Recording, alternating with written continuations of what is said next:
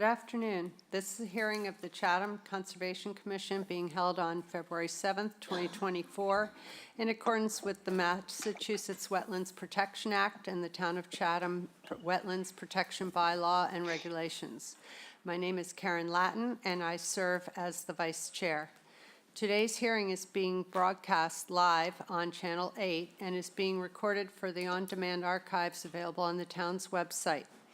It is being conducted in person, by phone, and by video conference. The agenda, instructions on how to attend, and copies of documents for review are posted on the town's website. To all participants, whether attending by phone or online, please remain muted unless you have been recognized by me. When recognized, please identify yourself for the record. If you are attending by phone, you can mute and unmute using *6. If you're online and you are not a commissioner, please keep your camera turned off unless you have been recognized, and indicate that you want to speak by using the raised hand feature. So that we have a record of a quorum, I will now ask each commissioner to indicate their presence. Bob Rawls. Present. Bob DeVecchio is still out. Mary Sullivan. Present. You're muted. Elise Gordon. Present. Cheryl Meservy. Present. And I am here. We have established that we have a quorum. Before we begin the agenda, I'd like to make one announcement. We are going to have to limit presentations and comments today because we have a drop dead of 4 p.m. and we have a very packed agenda. At this point, I'll ask our conservation agent, Paul Whiteman, if there are any continuances. Thank you, Madam Chair. Can you hear me okay? Yes. Okay. Jay, can you turn your camera off until you're recognized? Thank you.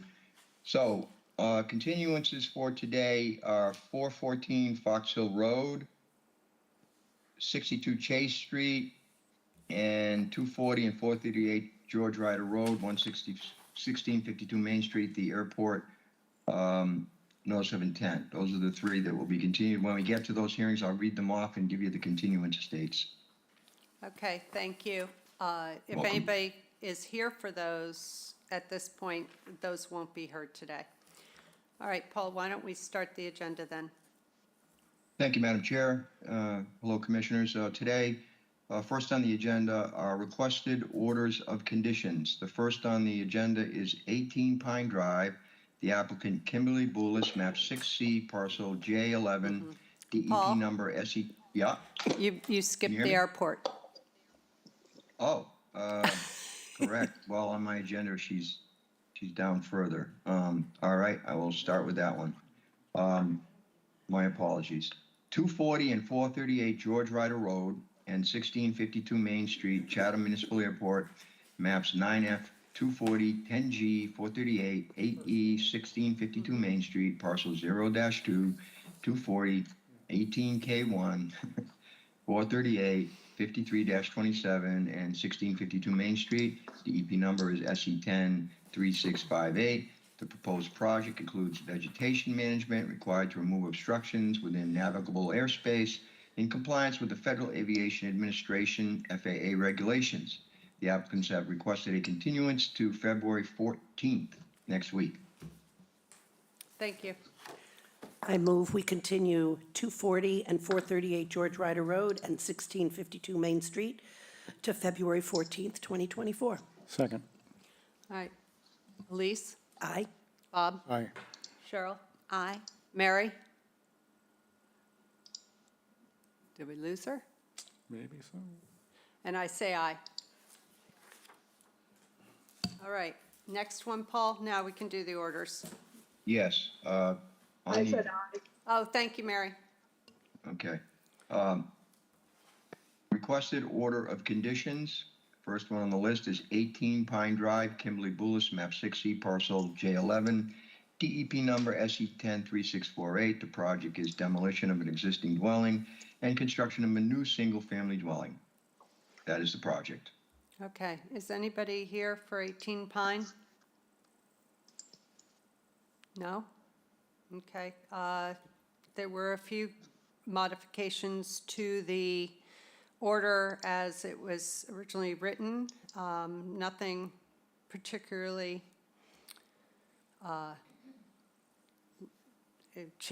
nothing terribly big changed. We added an expansion of 590 square feet is proposed within the NDZ. What else? Let's see. The rest is pretty much just changing, shall or will. So I think we could go to, if nobody else here has a comment on the commission, we can move along. Anybody? Bob? No, I think, yeah, I'm looking it over. It looks minor. The changes are minor. Yeah, they are. Yes, exactly. All right, if we could have a motion. I move, excuse me. I move that we approve the order of conditions for 18 Pine Drive. Second. All right, Elise? Aye. Bob? Aye. Cheryl? Aye. Mary? Aye. And I say aye, that's approved. Thank you. Okay, Bahal, we're doing great. Let's move on. Next on the agenda is 344 Fox Hill Road. The applicant is Edward M. Fitzgerald and Susan Fitzgerald. Fitzgerald Revocable Trust, map 11M, parcel 2-6, DEP number SE103663. The project is proposed reinforced salt marsh and fiber roll array, invasive species removal, and installation of native vegetation. That is the project. Okay. This one, there were some comments. Bob, do you want to? Well, I mean, I can read. Yeah. There were a lot of changes, but there were also some questions. Yeah. Is anybody here for 344 Fox? Oh, okay, good. Okay. Great. So I don't know if you've seen all these edits. You have to push. Yeah. There you go. There you go. Yeah, for the record, Jeremy Schaub, Wilkinson Ecological Design. Yes, thankfully, we saw the draft order yesterday, did some review and looked at the comments and All right. questions. Does your version have 15 findings? Let's see, what page are the findings on? They're on Page 11D 11D. and E. Special conditions, There's, findings, I have, yes, 15 findings. Okay, good, good. So that means you got it. All right, Yeah. so I don't know that I need to read them all, then if you, perhaps you could just start by your, whatever you have to say about Sure, what we have here so far. sure. I had a few items to hone in on. One was under finding 7. There seemed to be some questions about number of trees for mitigation. yes. I can say this was our first filing under your new tree mitigation policy, so we scoured through it and tried to be very detailed. I'm assuming I won't have to read them, but we were going under the 1-to-1 mitigation policy for most of those trees. Say hone in on recommended where structural failure, like those on the coastal bank, we don't see those trees being there for 5 years just due to the erosion in the structure in the soil. So we would see those as a 1-to-1 mitigation. I know you guys had mentioned a 3-to-1 mitigation, Yes, but on the coastal bank, it's 3-1. in the policy, it reads, if these are within the footprint of a proposed structure where the applicant has demonstrated there's no feasible, so there's no structure here. I would imagine the definition of a structure would be a building, a shed, a stairway. Actually, I guess I'm going to have to go look at the language, but in general, policy is 1-to-1 in the outer aura, 2-to-1 in the NDZ, 3-to-1 in a resource area outside of the aura, including a coastal bank. So, so there's the rub. Okay, I guess the policy kind of contradicts itself. How so? as under section I, where mitigation requirements are 1-to-1 for certain measures, for where we are saying we're going to propose tree removal, but then below that, it contradicts and says outer aura is 2-to-1, NDZ is. Are you looking at our regulations on the website? Yeah, I have a copy right here. Revision date Okay. 7/11/23. Let us hope that that is not the Sounds- case. Well, even if it's not 3-to-1, it's at least 2-to-1. And you're taking out 7, and so I believe we still feel that there aren't enough trees being proposed in replacement.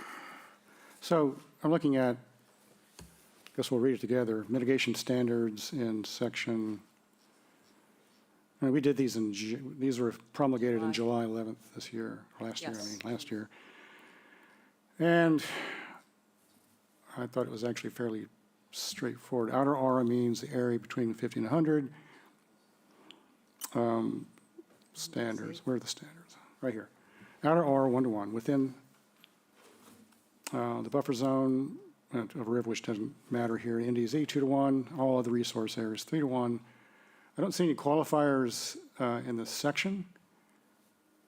In general, mitigation be provided in the amount that bears the relationship to the size of the impacted area, expressed as a ratio of the area of required mitigation to the area of the impact. So where are you, which section and Page 72, 72? under Okay. tree removal special mitigation requirements. Okay. This section,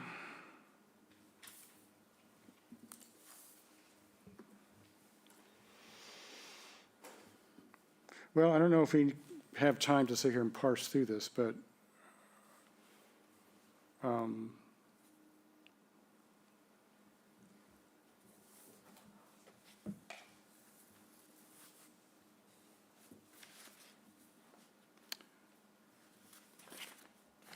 all right, go ahead and just lead me through the part where you think that you get a pass on the ratio.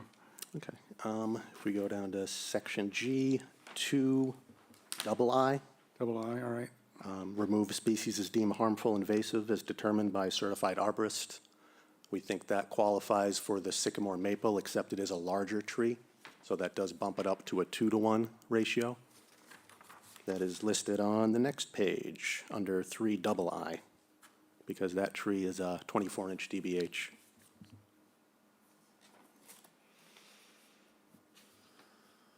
And the majority of the trees, especially those on the coastal bank, we think fall under that condition G2 IV. Removal is recommended. Certified arborists where disease, decay, structural failure is the one that these trees would fall under, since the bank is eroding away. And we don't believe that they would survive beyond 5 years. And those are listed as 1-to-1 mitigation. So reading the clause, it says where 2 or more requirements of mitigation ratios may apply, the more restrictive requirement shall prevail. And I'm wondering if that comes into play here. Okay. We had assumed the mitigation ratios you spoke of in the earlier section were due to square footages of mitigation, and that trees were specifically called out in the tree removal special mitigation requirements. All right, well, I think we're going to have to go look at those to see if we agree with your interpretation of them, but as I say, we are actually under the gun today. Okay, yeah. So, So this is an open question for us. Let's go ahead and deal with whatever else you have. okay. I think the only other one was finding 15. There was a comment, we need to address the concerns of the shellfish. I can say, I believe Seth Wilkinson was here for the previous hearing, and there was discussion about the cobble reinforced marsh being the focus, and that it was all going to be installed above mean high water, which should preclude blocking any access for shell fishermen, if that was the focus. All right, yeah, I think, yeah, we needed to make sure we have in here the rationale for why this is not a concern. So we're putting that in now. Yes.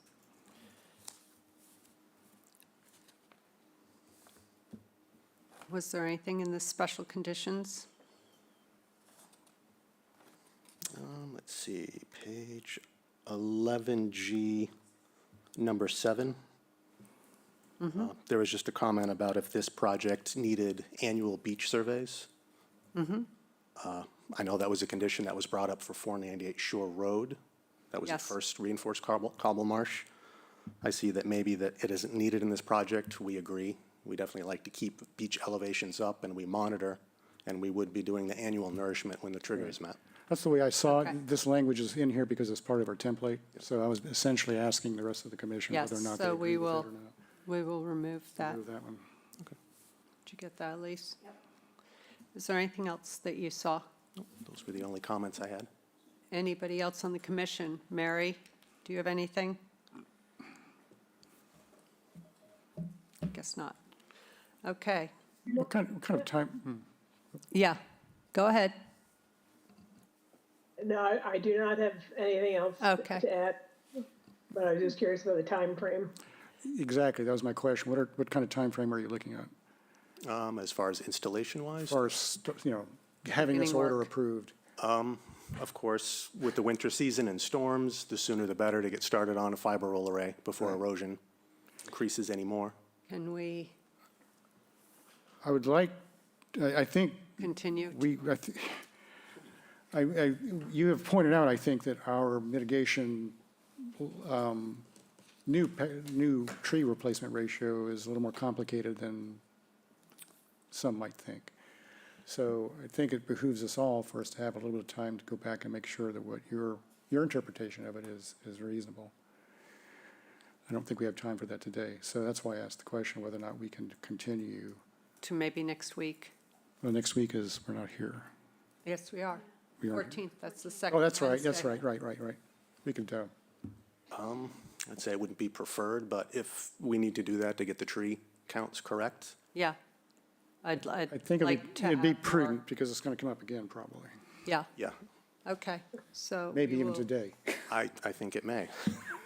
I think I know We'll it will. continue it to the 14th. I move that we continue 344 Fox Hill Road to February 14th, 2024. Second, Elise? Aye. Bob? aye. Cheryl? Aye. Mary? Aye. And I say aye. Okay, so we'll see you next week for that one. Okay, thank you. Okay, Paul, next one. Next on the list is 33 Whistler Lane, Charles R. and Maureen K. Cohen, map 16J, parcel 30A-10A, DEP number SE103659, redevelopment of the site. Okay, thank you. Is there anyone who didn't on the commission read this? Do they have any further comments besides what was already in there? No? Okay. That I see. Any other comments? Do you have anything? Could I ask, what section was Mr. Rawls reading in the previous? Well, I don't I think, assume he's reading from section B. we have time, Thad, to go back to that right It's now. going to come up again today. It will. Section B2 specifically states that tree ratios are in subsection G. Okay.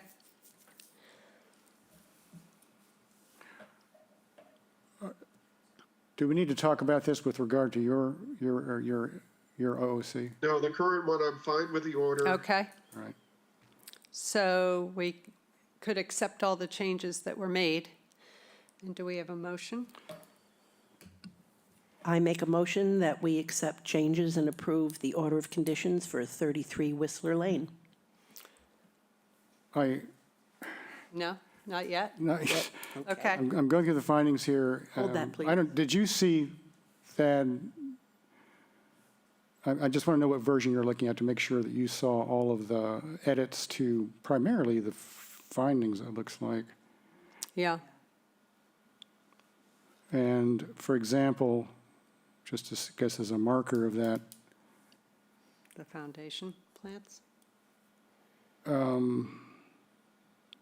I'm trying to look for one that you might or might not object to. I'm not sure that you would object to any of these.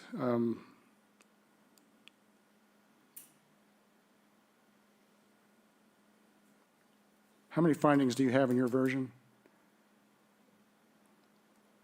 Or what's the last one?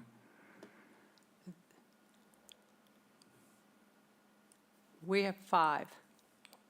Findings, 5. Yeah, okay. And there's 4 is the foundation plantings located directly around, and it continues on. Is that what you're seeing? Yes, and then 5 is heavily edited. Yeah, 5 Small is areas the within variance. NDZ. Okay, that's good. Okay, So you also see 7 special conditions. Yes, Okay, we're good. So if you look at, Should. yeah, if you've looked at those, then I think we're on the same page. okay. All right, so where were we? Want me to do another motion? Second. Second, yes, there we go. All right, Elise? just for clarity. Hold on. Okay. Well, you can't hear you. What'd you want to say? Just for clarity, a subsurface dog fence, a small wire would require conservation approval? Say it again, couldn't Or hear you. is, special condition number 7, Right, Yeah, any fence including a dog fence, does a small electric dog fence count towards that, or is it just for an actual dog fence? I think in my view, it'd be, a subsurface electric dog fence is not a concern. yeah. It's anything Thank you. people can see, I think. All right. Elise? Thank you, sorry to interrupt. Aye. Bob? Aye. Cheryl? Aye. Mary? Mary? Oh, she's frozen. There you are. And I say aye, it passes. Okay. Paul, next one. Next on the list is 23 Wilkie Way, William Riley, map 17D, parcel 9F10, DEP number SE103666, removal of invasive plants, new planting, new gravel infiltration strips at residence and garage, new bark mulch path, expanded crushed shell driveway, new walkway and steps, and new fencing. That is the project. Okay, thank you. Commissioners, anyone who didn't look at the order and might have comments at this point?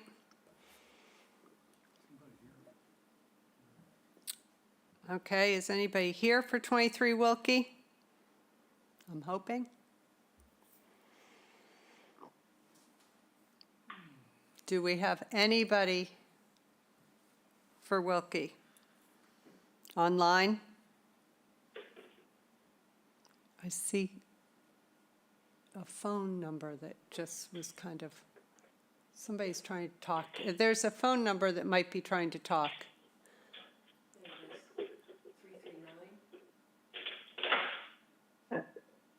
Just FYI. Yeah, Everything dropped off. I lost you for about 3 minutes. oh, really? So, yes, and so I just rejoined the call. Okay. Yeah, you froze, so we thought maybe it just froze for a second. So it just, Okay, a couple wasn't long, but you did totally drop off. I'm not to rejoin. hearing from anybody for 23 Wilkie Way. Correct? So I'm looking at our edits, and I imagine there wouldn't be much concern about most of them, though Yeah. there was my comment about the mow strip. We did ask for a mow strip. Yeah, and I thought it was supposed to show up on the plan. I don't think it ever did. But we could put it in the order, and It is in the order, so I guess as always. that's it. And it's not a controversial item. Whenever No. the mitigation area is right adjacent to a bunch of invasives. Standard practice now is to add a mow strip to protect the mitigation area. So it's, I guess at this point, I mean, since they're not here, it's on them. It's on them. yeah, they had the opportunity to read it ahead of time. So I think we can entertain a motion to approve. I move that we approve the order of conditions for 23 Wilkie Way. Second. All right, Elise, Aye. Bob, Aye. Cheryl? Aye. Mary? Aye. And I say aye, that's approved as well. Great. Okay, Paul, we're on to amended orders. Yes, Madam Chair. Next on the agenda is a request for an amendment to an order of conditions.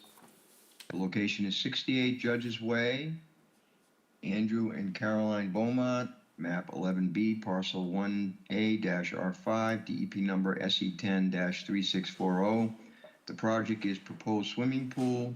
The amendment includes increasing the retaining wall in length and an increased patio footprint.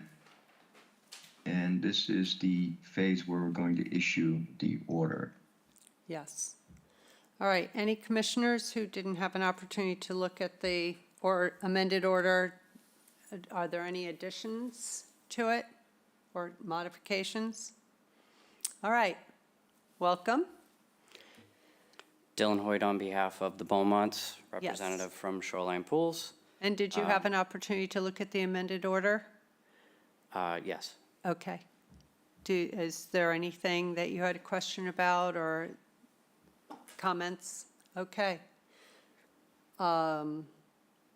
Primarily, one of the big concerns was the lighting, which we have added a condition for that. And, you know, that the new patio will be dry laid and semi-pervious, just like the rest. I don't see any other special conditions that were added, and the rest were just small changes to wording. So I think we can entertain, do you have anything, Bob? Nope. Okay, then we can entertain a motion. I move that we approve the amended order of conditions for 68 Judges Way. Second. All right, Elise. Aye. Bob. Aye. Cheryl. Aye. Mary. Aye. And I say aye. Great. You're all set.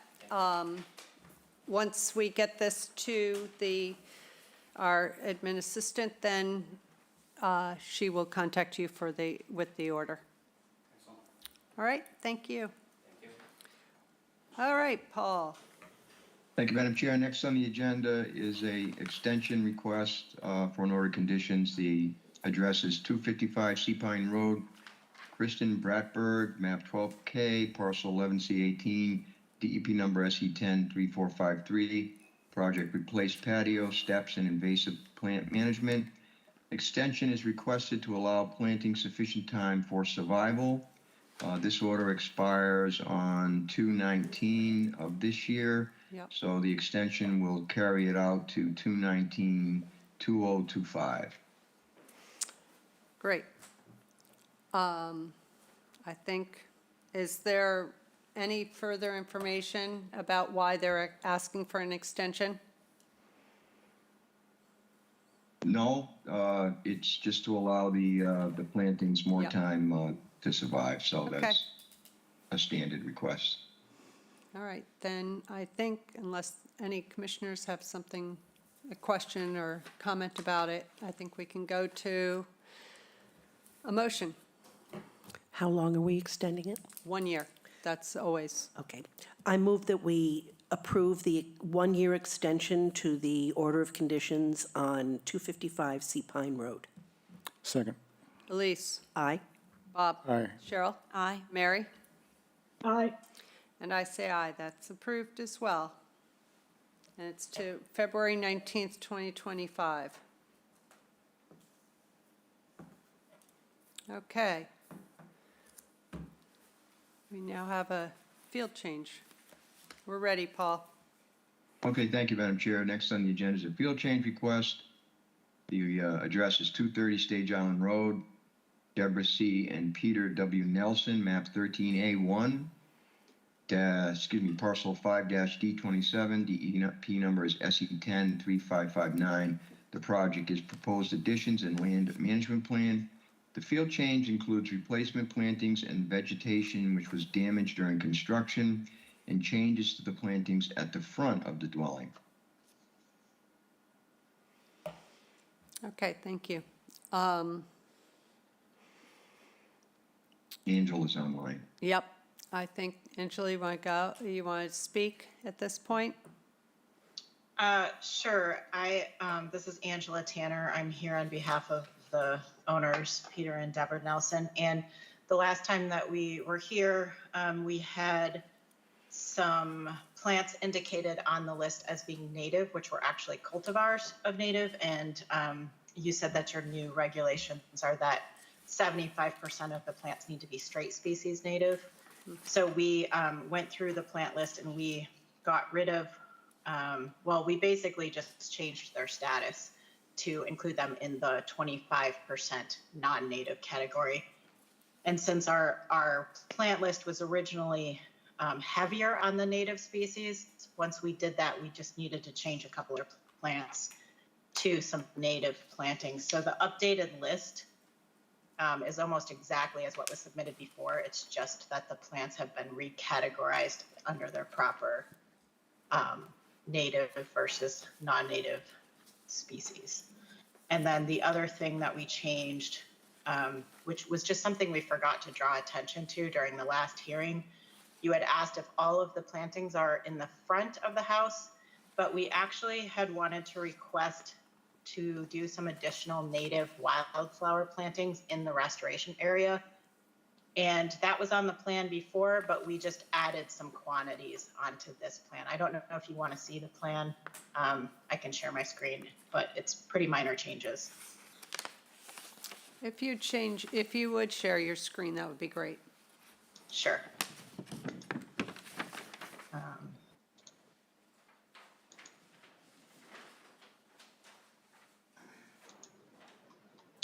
just trying to get the right window up.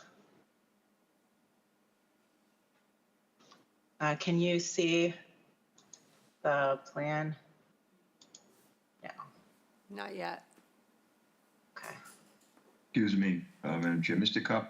Capidalupo, can you turn your camera off until your case comes up? Thank you. Here we go.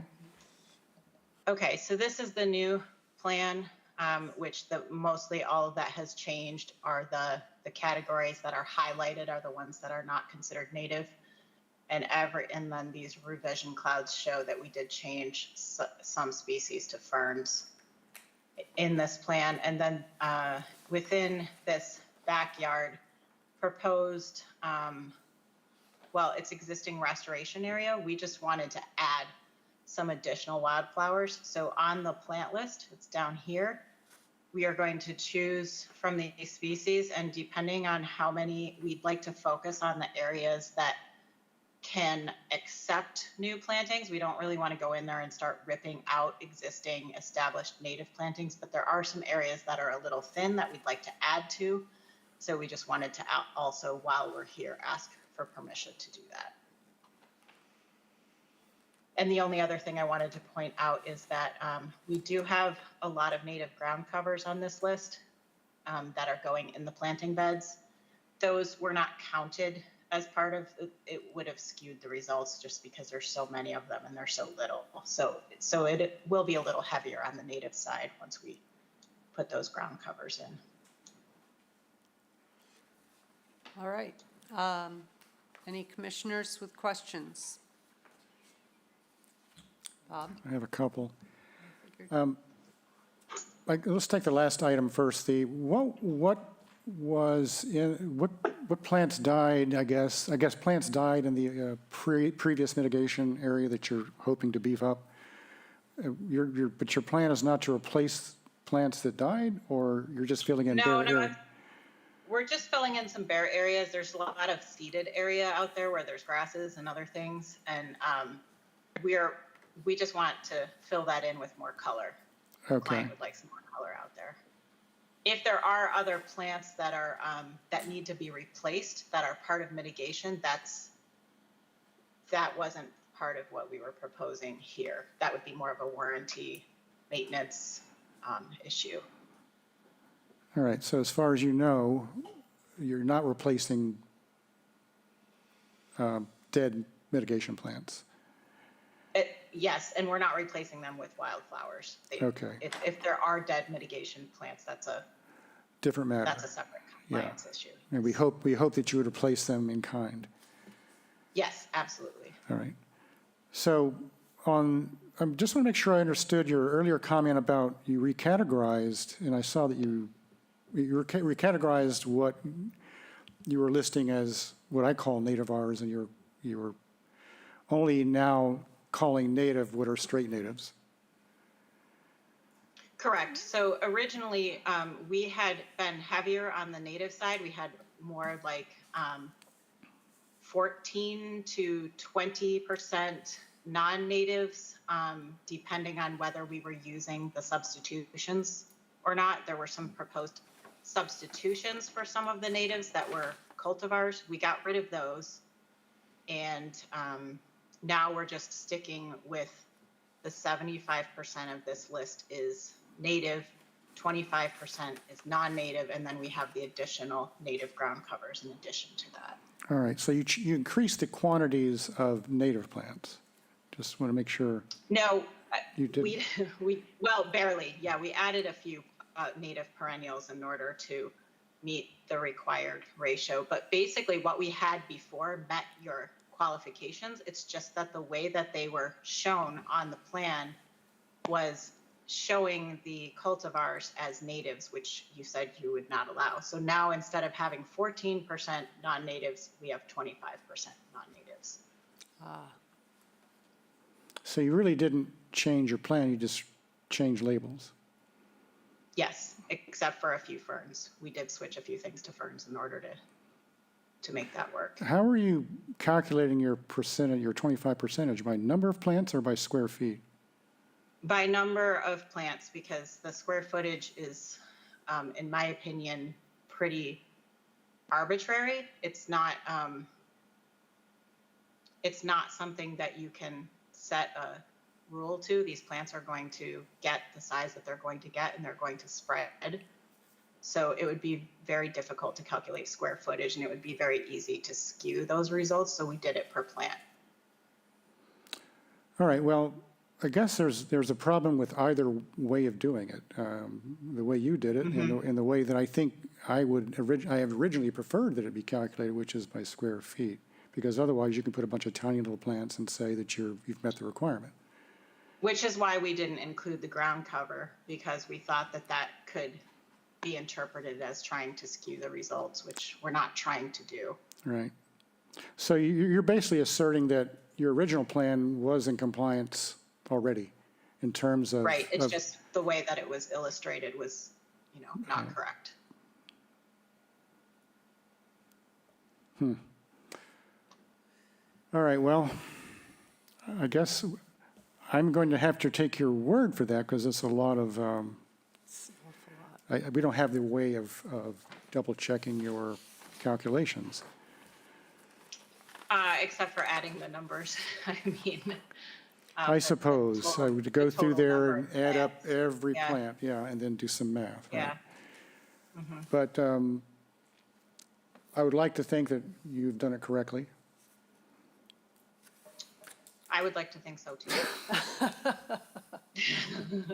I did it many times. I always double check, triple check All my right. numbers. All right. So, but I do think we're going to have to come up, I mean, I'm talking to commissioners now, we got to come up with a better way of, a better way of calculating this because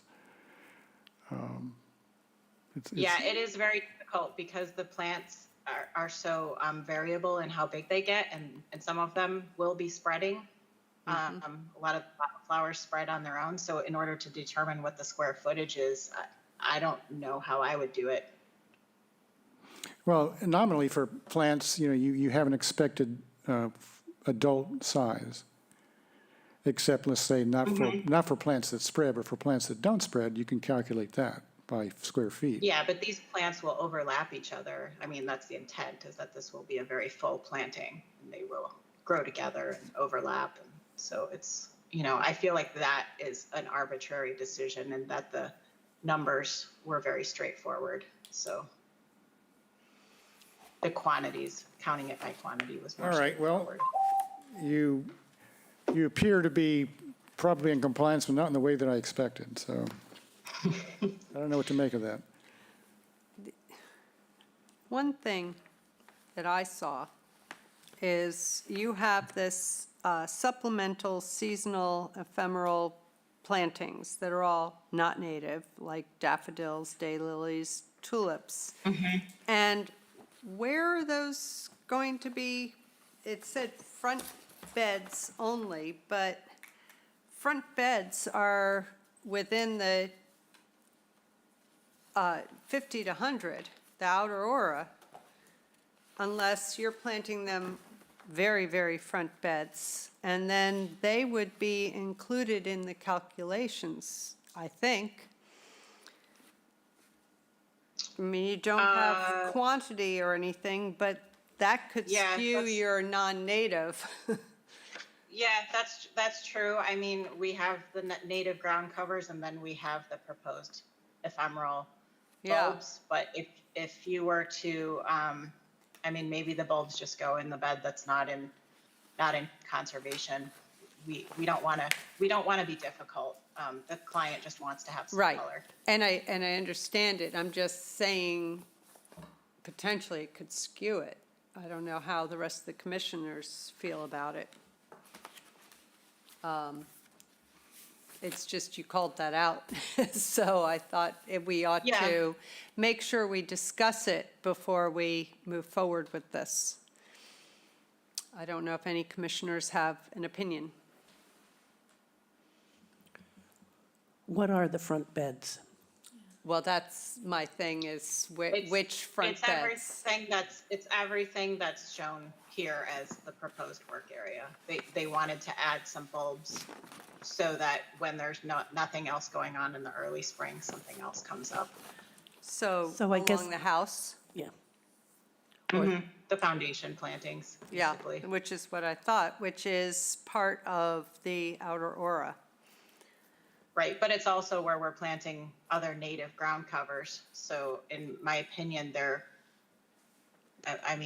fairly equal, but Well, But they split and spread and this, Yeah. take up more space and, this is why I'm that's why just the calling it square out to footages are get difficult, yeah. commissioners' opinions on this, because it does skew, and it is in the outer aura.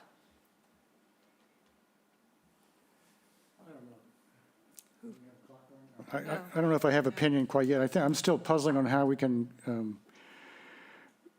convey and how we can verify that what we intend is what we got. And I'm not sure that we're able to. And the bulbs and the ground covers are both an underlayer to the planting that we're already talking about. So it's very difficult to talk about square footages when it comes to those kinds of things. They're basically underneath. They're a second layer underneath all of this stuff. So, if the bulbs are going to cause this project to be not desirable, we would just take them off. Ask if we could take them off. We don't want to be difficult. We just Well, want an improved should planting. we continue this for another week? Let's just, I do have the client here.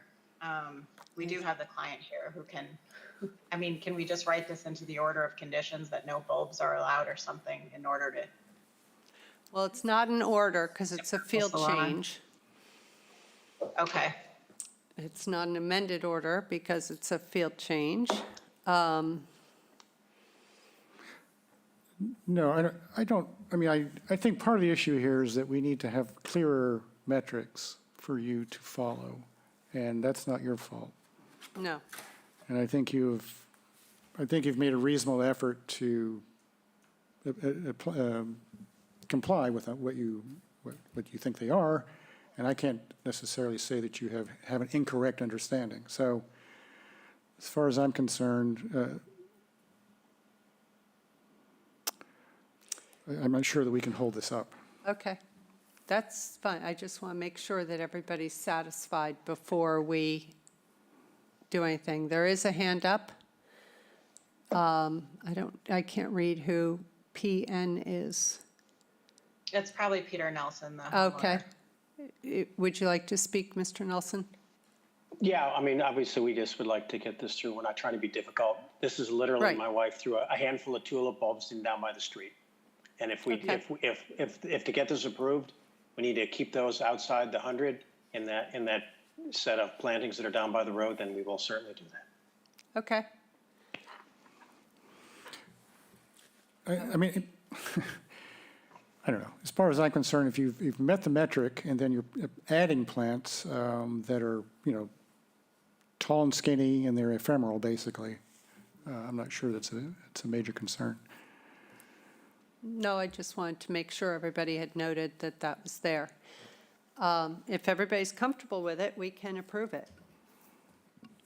I'm comfortable enough. I'm comfortable. Comfortable enough. I didn't add that word. Okay. I don't think they can jump any higher. Yeah, no, I know. I just good. want to make sure everybody's comfortable enough before we do this. So, I'm good. okay, we're ready for a motion then.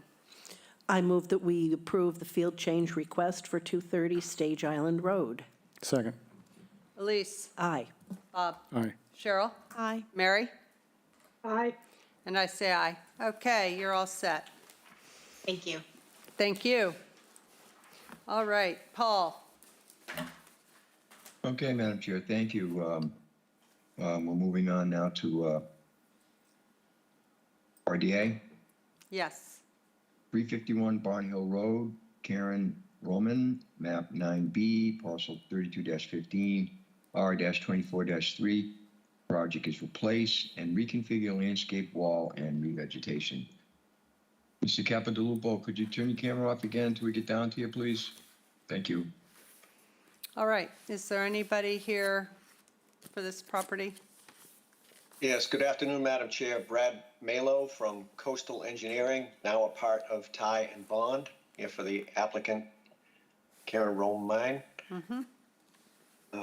I'm not sure if anybody else is on the line, but we have this project that is confined to the rear of the property. The rear of the property fronts on Oyster Pond River. As we go landward, there is land subject to coastal storm flowage, which helps us then define the top of a coastal bank. So the plans depict the 50 and 100-foot distance from the top of the coastal bank. The area of the proposed work in the RDA is about 85 feet from the top of that coastal bank. There's an existing lawn in the rear of the existing house, and with a brick wall that is a freestanding wall. It's about 3 feet high, and that meanders like a sound wave, like a sine wave. If you have been out to the site, you'll see that it has a wavy-like action. The proposed project is to reconstruct a wall that is more of a uniform radius rather than one that has a number of waves in it. The work would be accessed from the existing lawn area. There's a very limited amount of disturbance to be had on either side of the existing wall.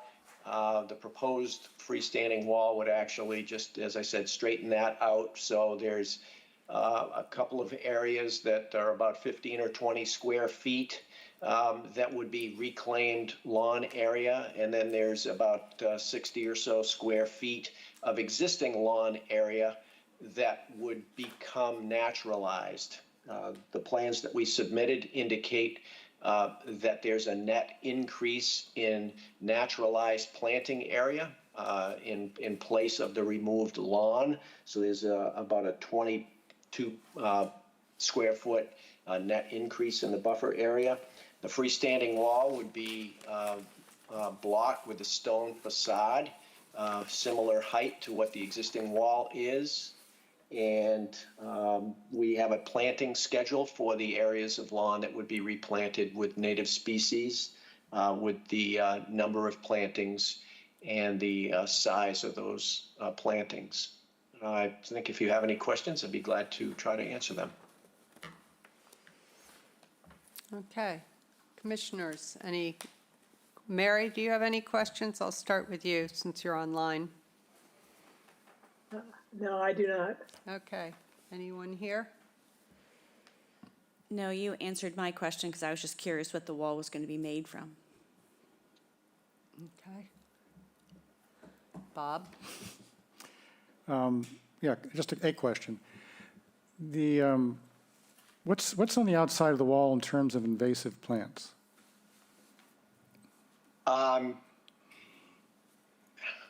not a plant expert. They're like gnarly vines all over the ground. It's a very fairly level area. But I'm noticing that Rob Calderaro of Alhema Saving de Silver is there. Maybe he can speak specifically to the species out there. Sure. There are some wild blackberries there, and there are some pasture rose there as well. The area actually is a relatively nice coastal community as far as plant material goes. By nice, you mean not invasive? Exactly. Okay. Yeah, I couldn't tell, it's the winter time, so it's hard to tell at times. And the only reason I ask is you may have already predicted is when you plant native plants in an invaded area, they don't last long. They get overrun, they get covered up. And in a few years, they're just, it is if they never were there. So if it were me, and I were designing this project, I would put those pasture roses on the inside of the wall. They're nice to look at, and they would be protected because they would be basically next to grass, which would get mowed, which wouldn't have invasives on them. So anyway, from an ecological perspective, lasting more than just lasting more than a few years into the future, to me, would be the better way to go. So that's the reason I asked the question. So just Sure, and go ahead. And if I might say, as I mentioned, the environment is actually very, very conducive to new plant growth there. So we don't have that concern. Well, new plant growth can consist of natives and non-natives. But I will agree that I did not see any evidence of rampant invasives there. It doesn't mean that it won't happen in the future. Any objection to putting them inside the wall? I mean, they are nice plants. We're putting them in the areas that we're basically reclaiming from a wall, from a lawn point of view. So Right. that's our intent. Okay, it's just a suggestion, but other than that, I don't have any other questions. Was there any thought to planting anything besides the pasture rose? Do you have a recommendation? No, I just thought maybe it'd be nice to have a little more diversity. We're only talking 16 plants. I'd be happy to add another species of plant in there if you'd like. I just thought it might be a nice idea. I'm asking if you would, if you considered it, and if so, maybe what you would plant. We had not considered it. There are some additional rows in that area, and we were kind of sticking with that theme. If I thought about planting anything else, it may be Calethera or something to that effect. But I think what we really like to do is stick with the rose at this point. How does everybody feel? No, we typically go for diversity. When we see 16 plants of all the same kind, we don't really think of that as mitigation. We think of that as plantings. And we think it as something that, might look good to a homeowner, but not necessarily be used by wildlife, for habitat, for food source, or anything like that. So yeah, and in general, we try to get some diversity in the plantings. And another reason for the diversity is that if some of the plantings take a hit because of their species, there are other plants there that are better suited, can survive. So there are a number of reasons why diversity is a great idea. So yeah, I would like to see more diversity there as well. We'd be happy to change some of the plants to, as I mentioned, Calethera or something to that effect. That'd be great. Okay. So we would need, would you be able to get us a new plan that just would say that, you know, there's Clethra as well as the pasture rows, and we could approve this, but we would need the new plan before we would issue it? Would you be issuing this, Madam Chair, before next meeting anyway? No, we could. Probably We not. could continue I to, mean, we could continue to the order. plan tomorrow if that would please the commission, if that would help anything. I mean, we're happy to get the change the plan species, tomorrow. we're just looking for a negative determination. Oh, this is an RDA. Yeah, it's an RDA. I That's forgot- why I'd I like forgot to about see that, it yeah, on yeah. the plan, Yeah. so that at least we have it on the plan. Well, I think we can take it in good faith. if they'll give That's us- what I was yeah, thinking, yeah. is just get us a new plan. We can take it in good faith and get the new plan to us, but we can approve it today. That sounds perfect. Okay, and Paul, what determination is this?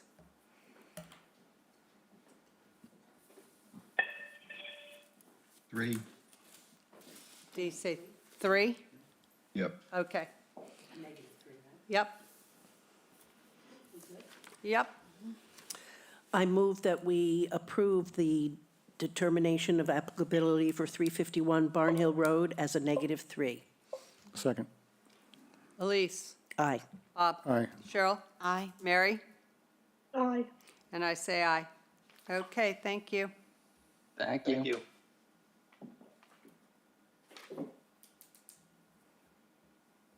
Okay, Paul? Okay, thanks. Brad, can you turn your camera off unless you're coming up? Coming up. You're coming up, okay. Yep.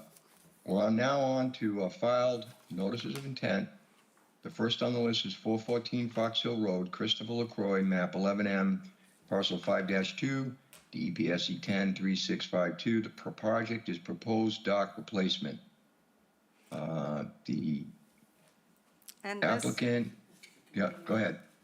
this is one that we actually had continued to the 14th, and it had gotten placed on our agenda for today. So we are just going to continue it to the 14th. Is there Correct, anybody, just clarify. Yep. is there anybody here that was thinking we were hearing it today? See, All righty, I move that we continue 414 Fox Hill Road to February 14th, 2024. Second. Elise? Aye. Bob? Aye. Cheryl? Aye. Mary? Aye. And I say aye. Okay. Next one. Thank you, Madam Chair. Next on the list is 62 Chase Street. You Kara, missed Sea Pine. I have 311 Yes, Sea you're Pine. right. You're correct. 311 Sea Pine Road, Julie H. Davis, 2022, revocable trust, map 12K, parcel 7-8C22, DEP number SC 103662, proposed addition and septic replacement.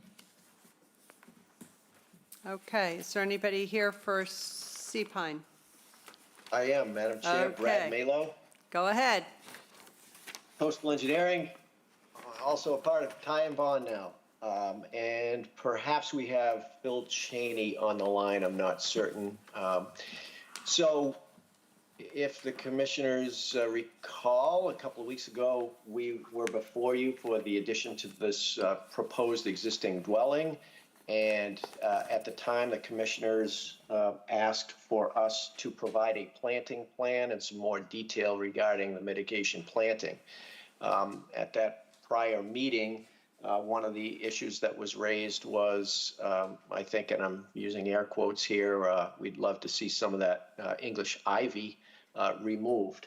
So with that in mind, we have provided revised drawings, the revised site plan, and then also a separate mitigation plan done by Phil Cheney.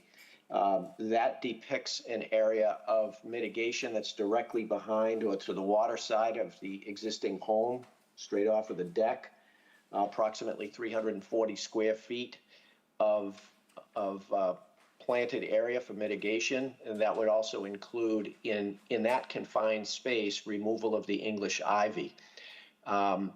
So that would be the mitigation proposed for the project. In addition to that, to the east of the addition and within the work area, we were asked to notate the existing trees within that portion of the site within the buffer zone. So we've added that also to the revised plan. There is one tree as part of this project that needs to be removed. And that's between the 50 and the 100 foot of coastal bank. So Phil Cheney's plan indicates a replacement tree for that, again, on the east side of the house. And in addition to that, we've also shown on Phil's plan the restoration plantings that would be in and around the area of where the existing septic system will be removed and the area around the proposed addition. So we had previously indicated, I think, restore with native plantings. This specifies a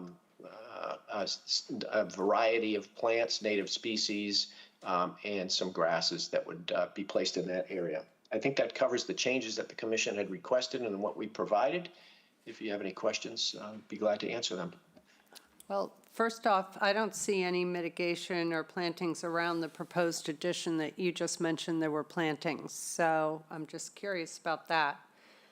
Might as well start because I'll do something Bob always does, which is I am looking at the mitigation area and it looks, I mean, you have 1 beach plum, then you have 10 Virginia rose and 10 sweet fern. And they're all bunched together and, you know, by group, by whichever species it is. So I'm just curious why those were chosen and there's not more diversity. I don't know. At the previous meeting, we provided you with some generic, and so now in an area of 340 square feet, we're removing the English ivy in that area and providing a blend of 3 different species.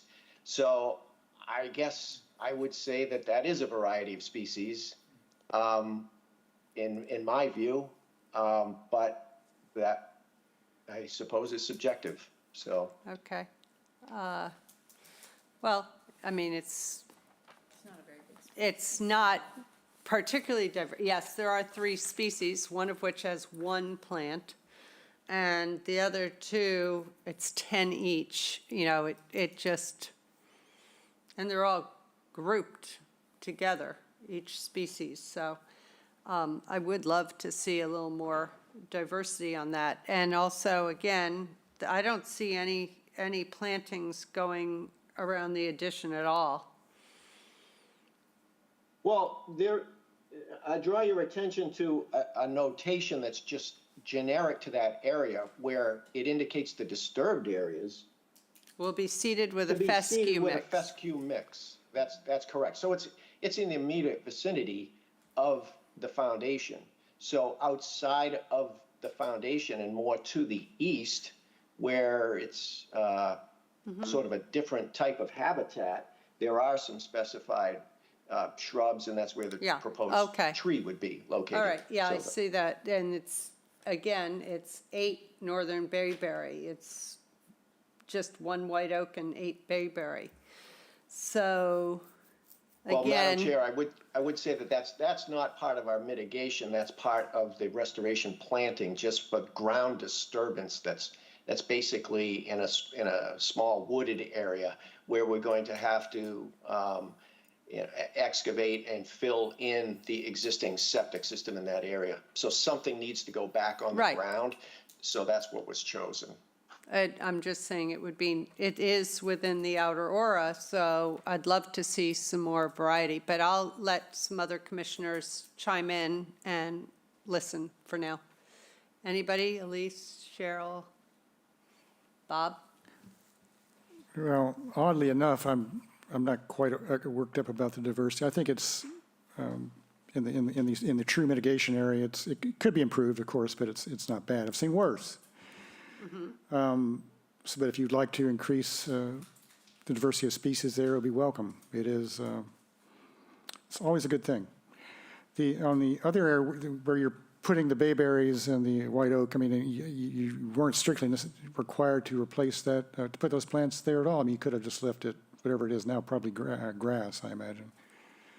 So I'm happy to get those plants, even if they're not as diverse as we would like. And we don't have any requirements to specifically call out, No. what is the nature of the diversity that we require? So No. it's a bit subjective. It is subjective, and I just thought I don't disagree with you, but, if it was possible, yeah. and would they consider it? Okay, anything else? So, let's see. I don't think there was anything else that was missing at this point. I think they've done. Well, you are taking out a cherry. Oh, yeah, you're putting in the oak. Okay. Yeah. So that's taken care of. Since you mentioned it, though, why is the cherry coming out again? It's proximity, it's proximity to the house. There'll be an excavation for the foundation, and it's leaning to some level, and I just think it's the closest tree to the house, and it would be unsafe to leave that tree in that location. Okay. All right, and you are replacing it, so, do we need a mow strip, or they have a mowed path next to our mitigation area? It says they're going to maintain it. Yeah. Yeah, it says existing mown path. I just didn't know if we needed anything further. I guess not, because it's got the patio Yep. next to it. Okay, then I think this is ready.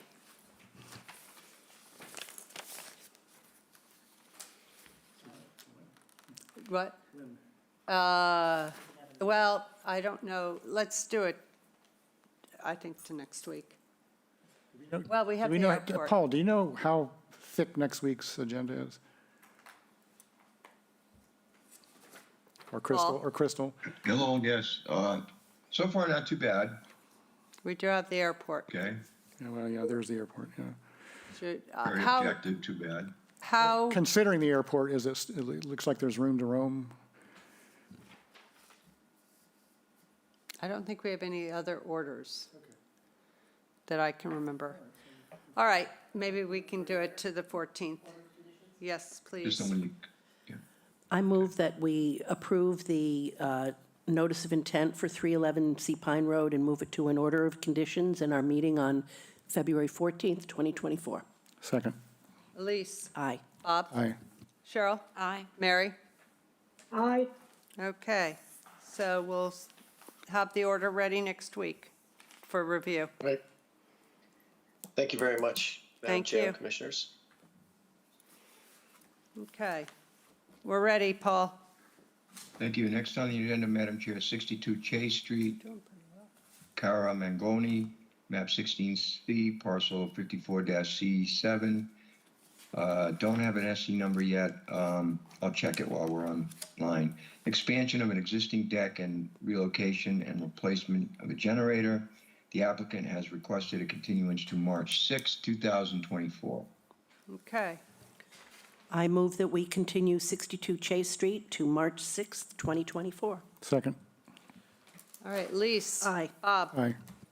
Cheryl? Aye. Mary? Aye. And I say aye. Okay, next one. Next on the agenda, Madam Chair, is 70 Meadowview Road South, Kyle and Patricia Lissick, map 10D, parcel 16-S15. No DEP number on this one yet. Proposed addition, proposed attached garage, and proposed deck reconstruction, including mitigation. I'll check the number again, unless you have it, Dad. Okay, I do not know if we have a number. We do have zoning board of appeals coming up on this one. We're waiting for at least the first hearing with conservation before we go to zoning. okay. But you don't I have a could date? share. Thad, you don't have a date yet? We have not filed with zoning yet. Okay, that's what I was seeing, okay.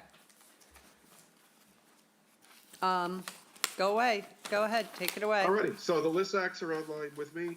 For the record, Thad Aldridge, East Southeast. We've prepared a plan. The Lissacks have purchased this property recently, and they're trying to decide what to do with it. They engaged Sam Streiber to come up with a plan. The existing home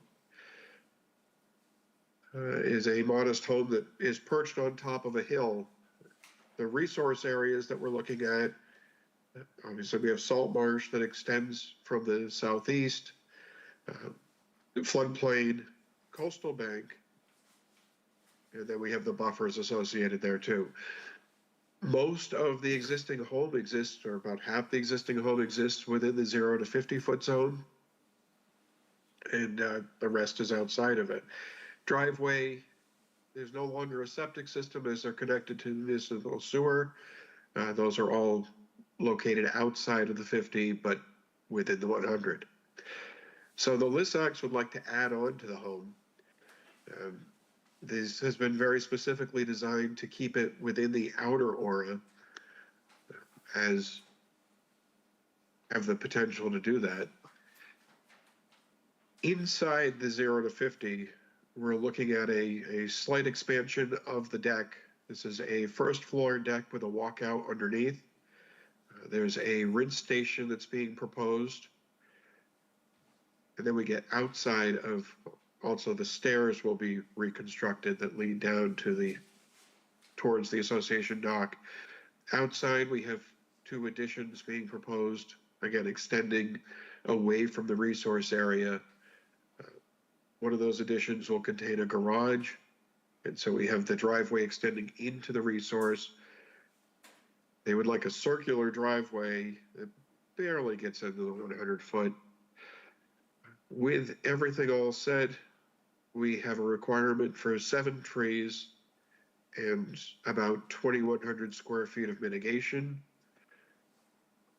The lower area of this is a grassed area that is mowed seasonally, and it is used by the association and others for the parking of trailers and whatnot. So we're taking some of that away to put all the mitigation as adjacent to the town of Chatham conservation area, and with species that are what we found in that conservation area. If there are questions, I'm happy to answer them. Okay. Elise, any questions? Not at this time. Cheryl? I am curious about the area where the association parks boats. Are they only parked there in the wintertime? Do people park their cars down there in the summertime? Like, how is this area used? So in the wintertime, sometimes the docks are stored there. In the summertime, I've seen trailers parked there. Mm-hmm. I'm not sure how much it's really used, but it is something that does have use. Thank you. But is this is it a deeded access? What is that area that people park in? Because there is a trailer with a boat parked there right now. Who owns it? Okay. I don't know. Not But sure they who own owns it. Okay. So, I mean, is there anything in writing that says that this can be used as what it is being used for?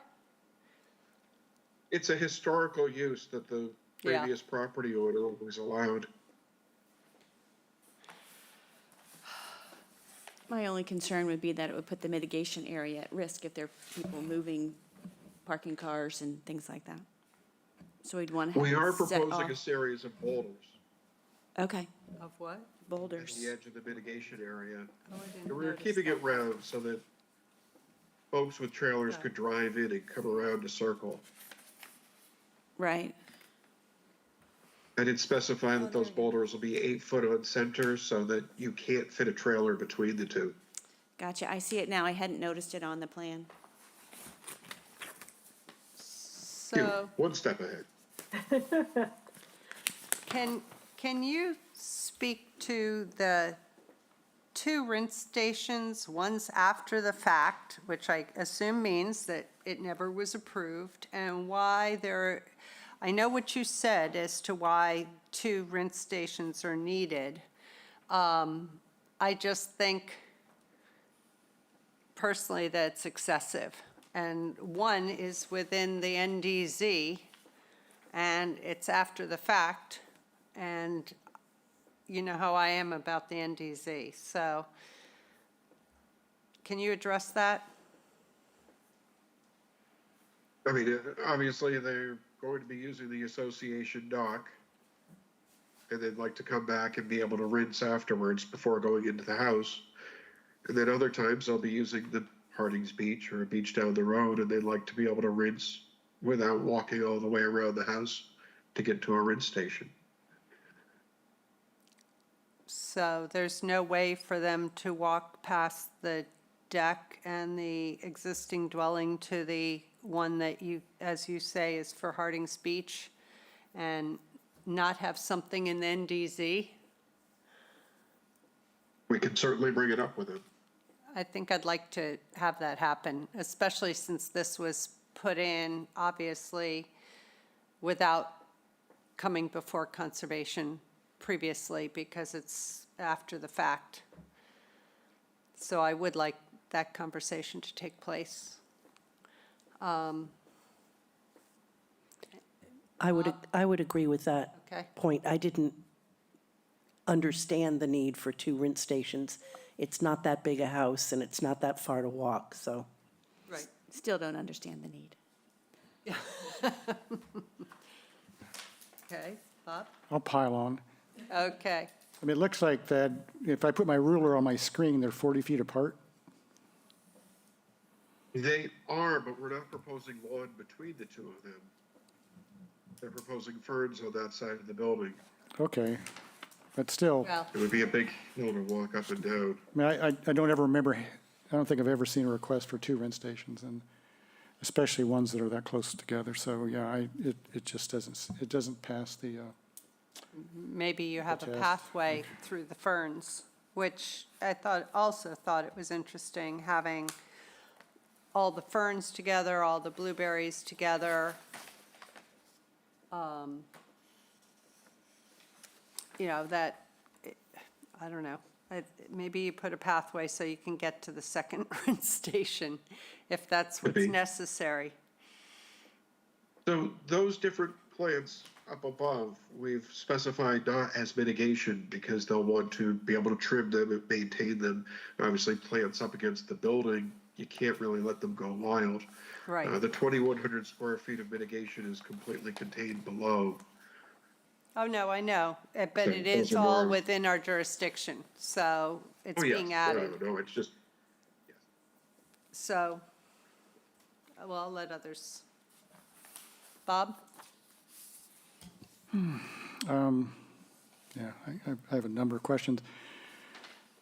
I got confused that about, I think maybe you just answered my question with your comment. The only mitigation area is down in the meadow, Yeah. correct. but you have planting tables, various planting tables, and I couldn't really figure out where they were. You have a seed mix for wildflower meadow. I'm guessing that's on the other side of the house? That would be, well, that's in the front yard. Yeah, front yard, where the driveway is, yeah. Okay, And then when they plant down below, they'd be reseeding around the drip edges of the plants planted. and where's the grass meadow? You have a planting table for grass meadow? Yeah, so it's 6 of one, half dozen of the other. It's what do they plant down here as they're getting the mitigation to grow. I can't see what you're pointing to from down here. Oh, in the meadow, okay. Yeah, the meadow. seed mix for grass, so how is that different than the planting plan for the mitigation area? That would be incorporated into the mitigation areas. Oh, I see, it's grass in the midst of the mitigation area. Is that right? Okay. And that would be sacrificial grass, because as the plants grow in, they'll take out the opportunity for the grass to thrive. All right, then you have proposed plantings, you have a table called proposed plantings front landscaping, so that's on the driveway side of the house, Yes. but that's not considered mitigation. Correct. We're keeping that all landscaping, but everything was selected from the native list. I think where I'm, okay, all right. Let me ask you a couple of incidental questions, and we'll get back to the heart of my main question. To the, behind the meadow, not where the boulders are, but on the other side of it, are those invasives back there? We didn't see any invasives back there. As in, to the south, Well, yeah, so right behind the meadow. behind the meadow, yeah. No, that's the town-owned conservation property. Okay, We sent our wetland delineator out there, and he identified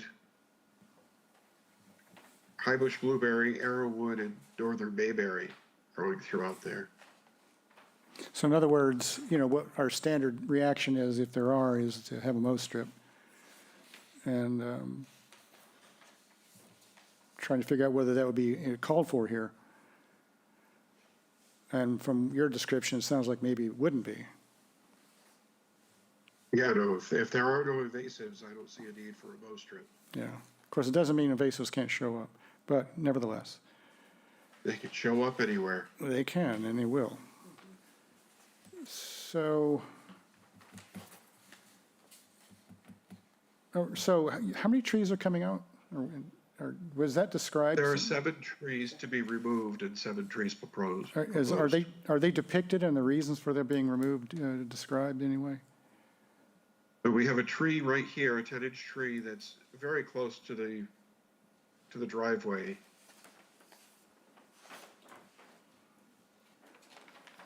We have 3 trees in the area right next to the house. Do you see We have a them? tree that's right next to the proposed addition. And then there's a double tree, and that's more of an ornamental, but still a tree, that's in the front yard. 2, 3, 4, 5, 6, 7. Are they shown on your, they are shown? Because I can't see them, okay. I was just about to ask. All right, on the planting We should plan. change that to a I'm red looking X. everywhere at that, and I don't see. I'm looking everywhere and on all these plans, and I don't see where they're depicted. The ones coming out. I did put X's over them, but I'll change those to a bright red X, Wait. because Something They're that, just On not which showing up. plan? I'm on the landscaping plan now, sheet Okay. 2, left frame. well, I can't see them, so if somehow you can make them pop off the page, that would be Yeah, very they're not helpful. jumping. You've seen it? And, But I've highlighted them here for discussion.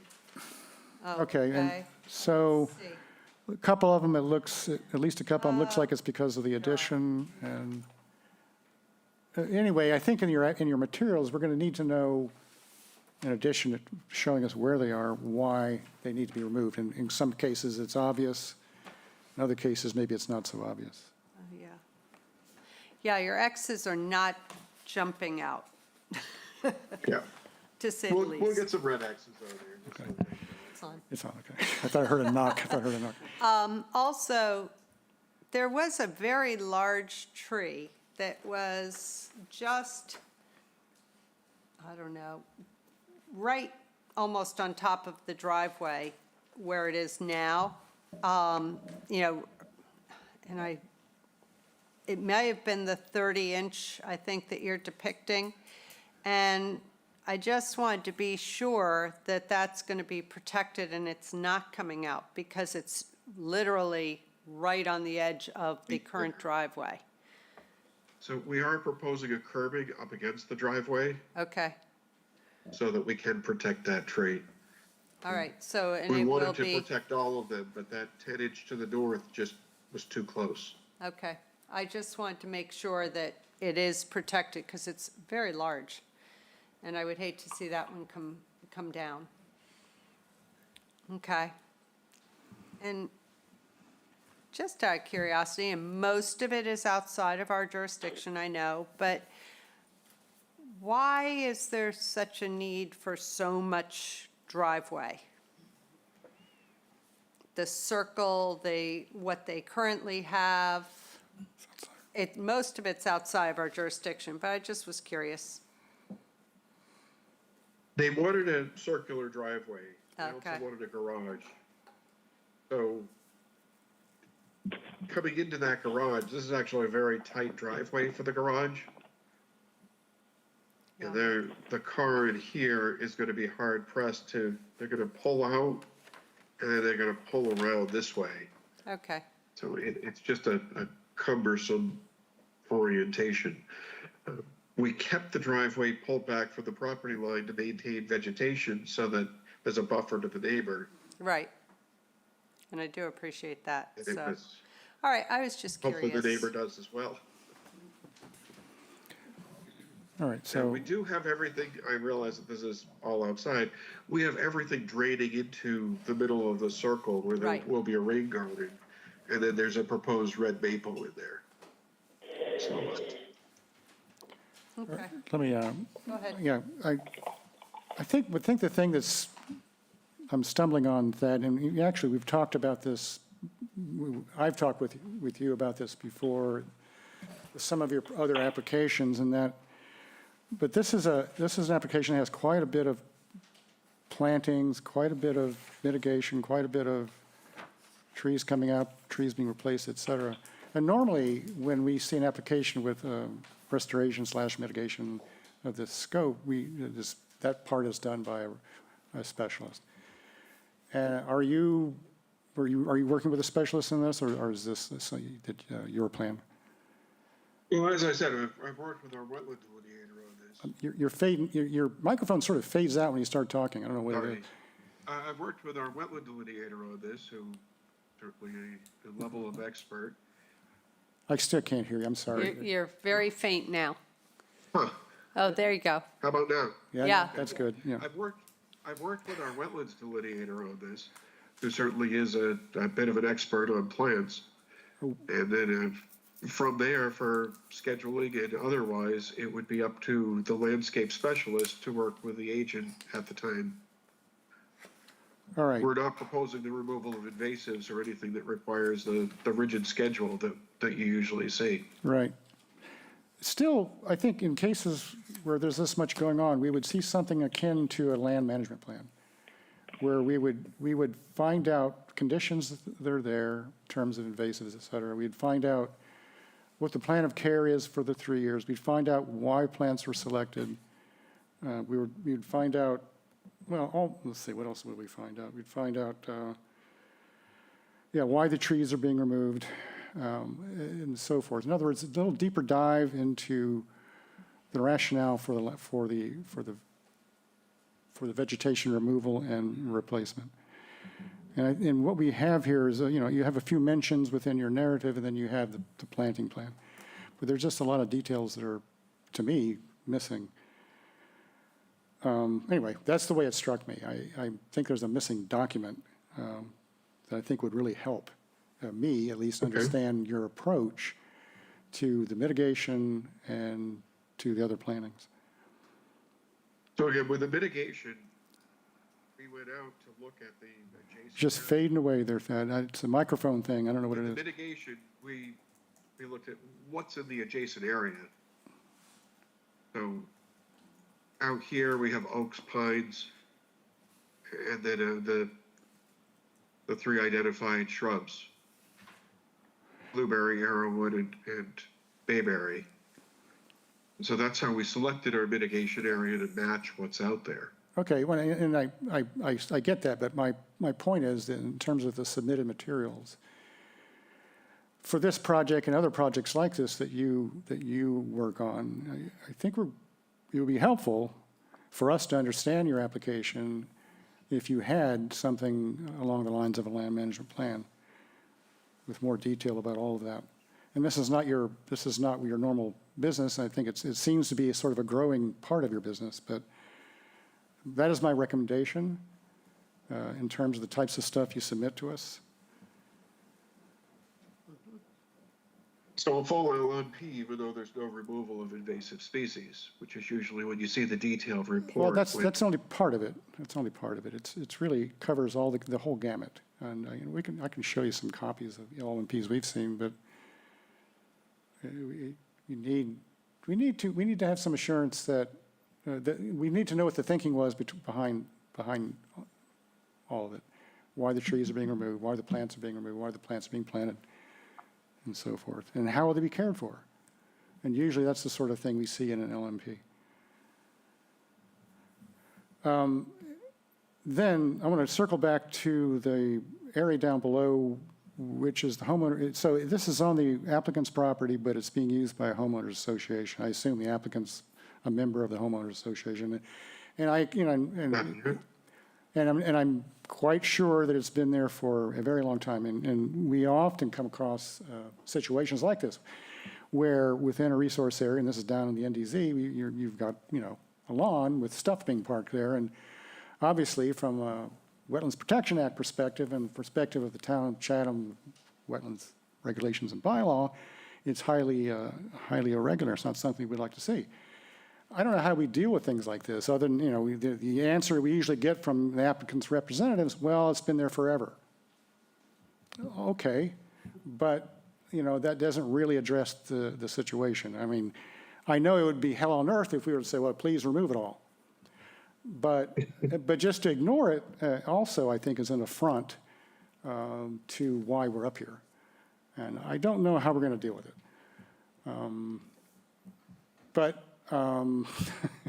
Questions or thoughts from my colleagues on that? I was struggling as soon as you said that it's historical. It's, how do we take care of this? I mean, obviously there are cars driving down there because there's a boat on a trailer and it obviously has to be trailed with a car. And it's being stored right down there, right near the water. So I like Bob, I'm really at a loss how we deal with this just because it's historical and, where we go from here is really. If I may, before, when it was created, the resource area was lower. We had a substantial change in the floodplain elevation. I bet. And the Lissacks, when they purchased this property, they relied upon a 2013 sewer connection plan that we had prepared for it. And they were surprised that there was a coastal bank here because this became coastal bank when 2014 came and the floodplain changed.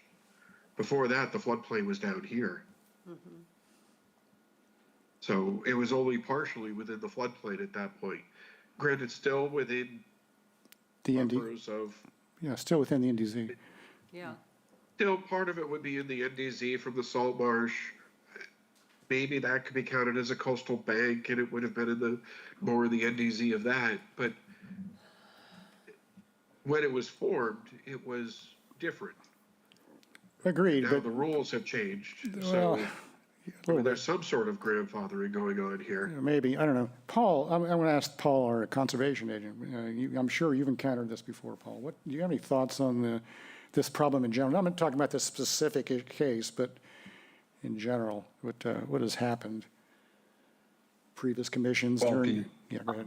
Can you frame it in the form of a question for me so I can, because you've been going back and Boy, you're asking a lot. material Okay, there. you're getting picky on me.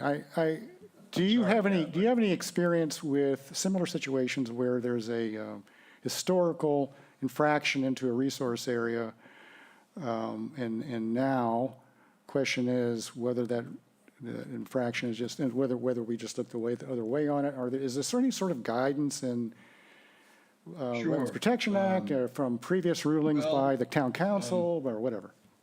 Yeah, sure. Well, over the years, my experience has been when anyone's applying for a certificate of compliance and we go in the field and we do an inspection, we find something that wasn't permitted or something that's questionable, we always, in almost all cases, make them address that before we issue the certificate of compliance. I can't think of a case where we didn't, and maybe Thad would agree with that, but it is something that does come up on occasion, and when there's something that's not permitted or something that is questionable, we do ask the applicant to address it. So I think you're well within your right to do so.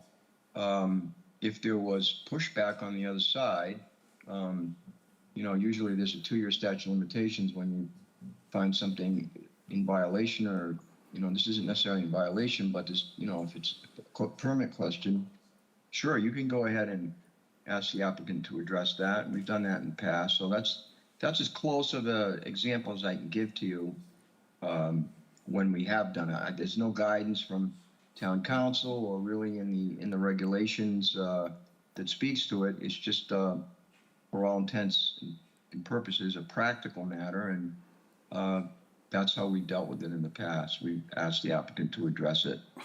Can you address it, Thad? Yeah, there you go, Thad. I think that if you were able to show us either the presence of or the absence of any easements, for example, or any sort of approvals that have been issued, so that area is used the way it is under some sort of authority, that would be helpful. And there are none. There's no easement for it. You already know the This answers. was this was part of an order of conditions when they dredged the marina. There's a certificate of compliance for that. And this was left behind after. And that was back in the 80s. Here, 2005, where they stored all of the marina docks, and there were 2 boats stored down there. Right, it's been historical, right, we get it.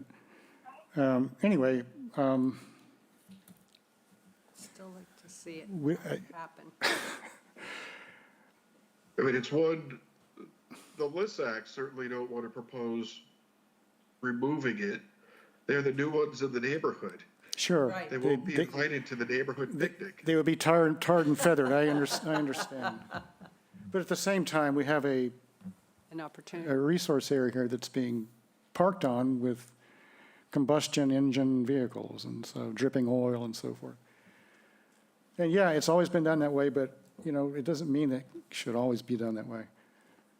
I don't know, I don't have any solutions for it, but I do know it's a concern. It's a concern to me, I think it's a concern to others out Sure. there. And we need to somehow come to terms with it before you come back. I mean, we already know you're coming back because you have to go before the ZBA.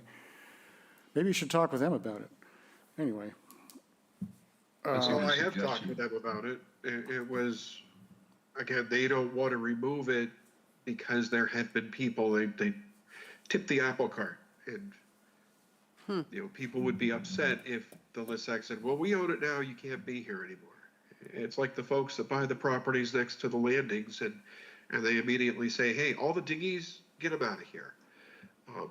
Okay, The LISACs don't want to enter into this with that. They've been made well aware of this conversation that we're having now, that will the commission allow this to continue? Sure, or will they want something more? yeah, is there room? I don't know. Is there room for a median solution? Is there a way to, I'm just blue skying this, whether there's a way to reduce the area, is there a way to add mitigation? How much room does the association actually need? Do they have more than they need? Things like that. I mean, somehow, if we can move the needle, I think it would help. Well, right now, that looks like it's being used for long-term storage of those boats that are down there. And if we can at least move to that, there's not long-term storage, this is only temporary storage. It's only seasonal. Yeah, I mean, and I don't know, I guess they can't leave the boats in the water in the summer. I mean, the thing that bothers me is these are larger boats. These aren't kayaks. These aren't dinghies. These are boats that can't go up on a rack off the ground. And I think we need to somehow address it. Let's put our thinking caps on. Yeah. And also, I think we're out of time. Well, we're doing pretty well with time, but Yeah, we're doing all right, I guess.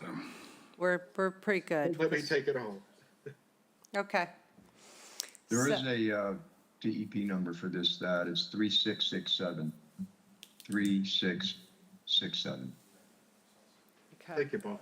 Yep. So you still haven't even applied to ZBA? Well, we wanted to have the first comments here first, so that we could. Okay. the So zoning board obviously goes we through. have to continue it. What are you thinking? After ZBA? That's what I'm 6 thinking. weeks or 2 months is be perfectly fine. So, I mean, the chances that you're going to see ZBA even in March are, I think, pretty Live. slim, yeah. What are you thinking, Thad? I mean, we've got, We can always continue it to an arbitrary date. we've got April 3rd, 10th, 24th. Let's try for the 10th. We'll be optimistic. Okay, And if we don't make it through ZBA, we'll be on the 24th. okay. I said if we don't make it to ZBA by the 10th, then we'll be on the 24th. Okay. I move we continue 70 Meadowview Road South to April 10th, 2024. Second. Elise? Aye. Bob? Aye. Cheryl? Aye. Mary? Aye. Okay, and I say aye. All right, Paul, next one.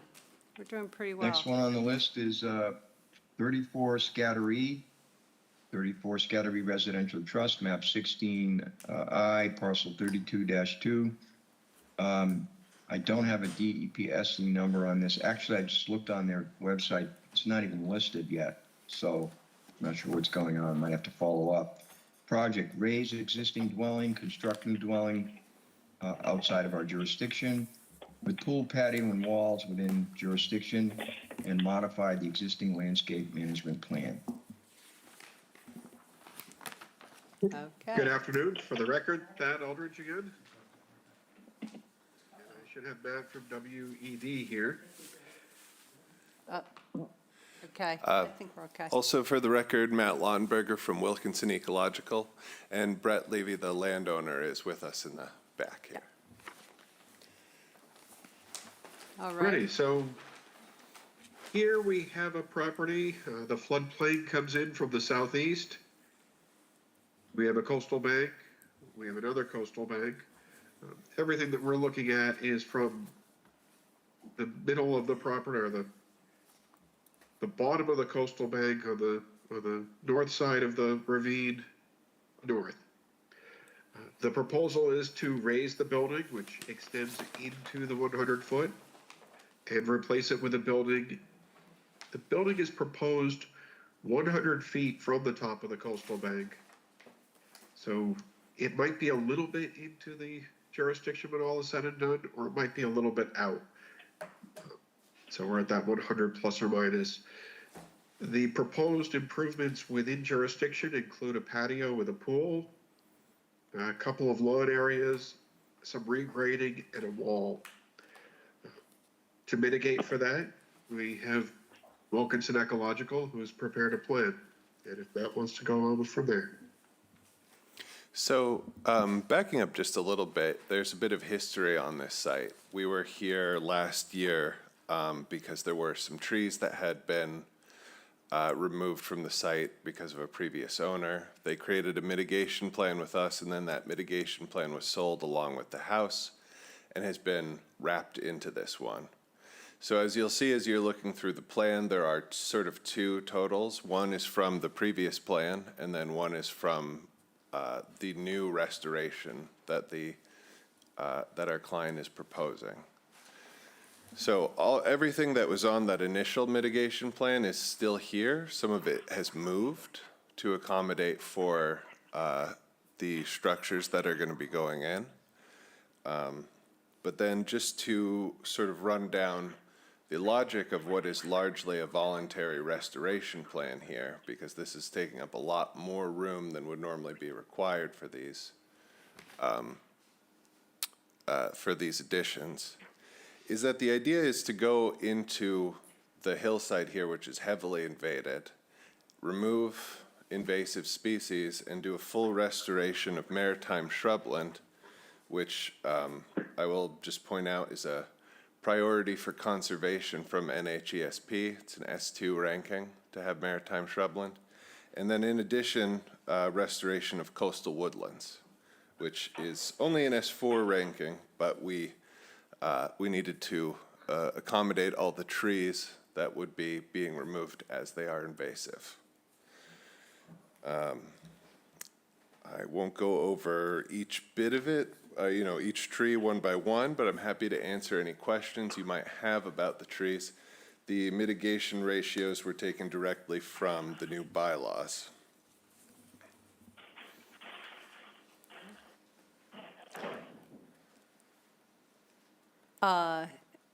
Whoops, I think he was saying hold off.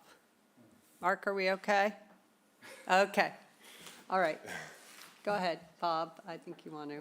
Let someone else go first. Okay, Elise? You don't want to go first? Cheryl? Here we go. I remember being on this property before. Yes. It looks like a couple things have fallen down since then even. The big thing that stood out for me has nothing to do with this. I am curious, it seems like there's a path or something that goes down to the water as you're looking out the back of the house to the right. There's kind of like, right now there's a I see what you pitch pine what that's you mean. broken off into that. Is that going to be maintained or is that going to just be absorbed into this plan? It's going to be absorbed into this plan. Okay. What you're seeing is that a long time ago, this property looked very different, and there was actually a path going all the way down there that several owners ago, there was someone who was very interested in botany, and he had the whole area laid out as a place where he was growing different things. There are a few things left on site that are unusual. You don't see them in Massachusetts. They are non-native, and it's possibly how some of the invasives that are on site got there as well. So, well-meaning someone with a really interest in botany. Right.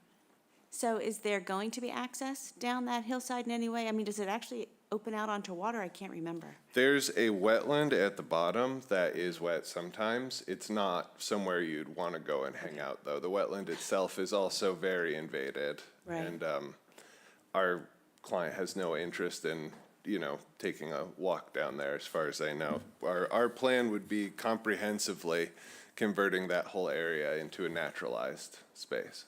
Right. Thank you. It's quite impressive, actually, how even on the sides, the extent that you're going after. And even when you're out there on site, you don't really get a sense of how much invasive material there is on site until you really bushwhack into it, because it's pretty thick out there.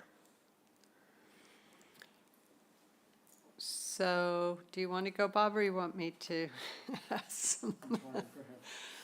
Well, can you explain to me, first of all, I think there are 23 trees being removed. And I'm just curious. I mean, you've got a lot of sycamore maples, but you've got English oaks. And, I mean, some of these trees are down in the woods, as I Yes. would call it. And there's one or two trees, and then you've got all the rest of the trees around it are staying, and I'm just curious why you felt those needed to come out. Yeah, in our experience, the English oaks that are on site are going to be definitely prone to, and I always mispronounce this, Thytophora. It's a pretty bad kind of oozing disease that English oaks in particular are getting all around the state. And the biggest English oak on the property, which is the 26-inch one, which we are proposing to mitigate 3-to-1, is already showing pretty extensive signs of this. So our long-term outlook for the site, if nothing is done, is that the English oaks will continue to grow. A lot of them are younger. They'll shade out the native trees and native shrubs. They will eventually succumb to the Phytophthora. And then what you're going to be left with is sycamore maples popping up everywhere. And you already start to see that the sycamore maples were planted down at the base of the hill, and they are working their way up. But you're removing sycamore maples. But, you know, then I see you've got pitch pines that have pine borer, and you're not removing those. You know, it just, I mean, if you're talking about things that have issues, whatever it be, that, whatever that is, the oaks. Our thinking and the client's thinking was that we didn't want to have to remove any native trees. Yeah, and I'm not encouraging it, but I'm saying, you know, for the English oak, you're removing it because it has an issue, but the pines. The difference there would be the English oak is non-native and the pine trees are native. I don't know. I according to what, I'm not sure English oak are invasive, though. They're not, Okay. strictly speaking, invasive. So you're just doing it because they're not native. The client is specifically interested in restoring this to a native coastal Right. woodland. I think some of these trees have something to offer. Maybe they're not native, but I mean, I think just saying, oh, English oak, not native, let's get it out. I'm not sure if that's the right approach, because it can offer something to the environment, and Well, I will say that obviously we aren't just removing them. The intent would be to replace them with native species. no, I And understand that, yeah. there's a lot of significant research that's been done into the importance of having native trees versus in non-native trees, specifically for caterpillar species. I couldn't give you an exact breakdown of like a nutrient list on an English oak versus a native oak, but it's a general rule of thumb that if you're really serious about restoring a specific native habitat, the trees do matter. Right. Yet you have a dogwood that's not native, and you're not removing it. Yeah, the dogwood being left was, it's sort of an exceptional example of the trees that were brought in, probably by that previous owner with a lot of interest in biology. And the client thought that one could stay. Yeah, and an apple. You know, I'm just, if your argument is that you want only natives, you're leaving two of the natives. So I'm not saying remove them. Believe me. There's no sign that the dogwood or the apple tree are spreading. The English oak is definitely spreading. Okay. You see a pretty broad range of different aged English oaks throughout the site. Okay. So now I'll leave that for a little bit unless anybody wants to continue with it, and then do you? Go ahead, because then I have my other things. Well, this is a topic that's dear to my heart because my yard is all English oaks. Yeah. And they were planted by my father-in-law in the 80s, in the early 80s. And I'm just looking up that unpronounceable Yeah. malady that, Yeah. and which I was unaware of. So, okay, the argument that they're going to die in the future is one thing. The argument that, and I also understand the argument that they're not as, they don't support as many species as let's say, an American oak. Doug Talmy tells us, 600 species. And the American oak, and I've never seen a number that showed how many species an English oak supports. If you could somehow dredge that up, that would be, I think, helpful. It would be very helpful if someone had already done Done that the research, yeah. but I haven't been able to find I it. haven't been able to find it either, and I've been looking, Yeah. because I don't want to, cut down of our very big forest of English oaks, but whatever. So, I mean, to me, that's a little bit of an open issue. They do provide habitat. They do provide, a lot of acorns, our squirrels feast on them, and I do see some things eating the leaves of these English oaks. So it's not like they have zero ecological value. They have some. Like all trees that drop seeds, they will spread. I agree. It's just, the problem is that you have so many of them that you want to take out. And it's a tremendous amount of biomass. And so that leads me to your really very nice tree table. But I'm having a hard time with it. And I finally gave up trying to match it up with your very nice diagram, because there's a lot of stuff going on here. It would take, I think, a long time to go tree by tree, yeah. Well, you did go tree did a by tree. great job. You did go tree by tree. What I would ask is that it would be helpful if you could add a column that said outer aura, NDZ, and the resource area. Because some of the trees you're taking out are in the resource area, the coastal bank or whatever it is. And so then that leads me to the conversation that I had with a colleague of yours earlier this afternoon and his interpretation of our tree mitigation ratios. Yes, yeah. And that would allow me to get a better fix on, are we congruent? Okay. And I just went, and while you were talking, I went back to our language and read it through again, and I'm not getting the same interpretation that he was. I don't know if you share his interpretation, but it looks to me like if you follow what I think we intended in those regulations, you need a lot more trees.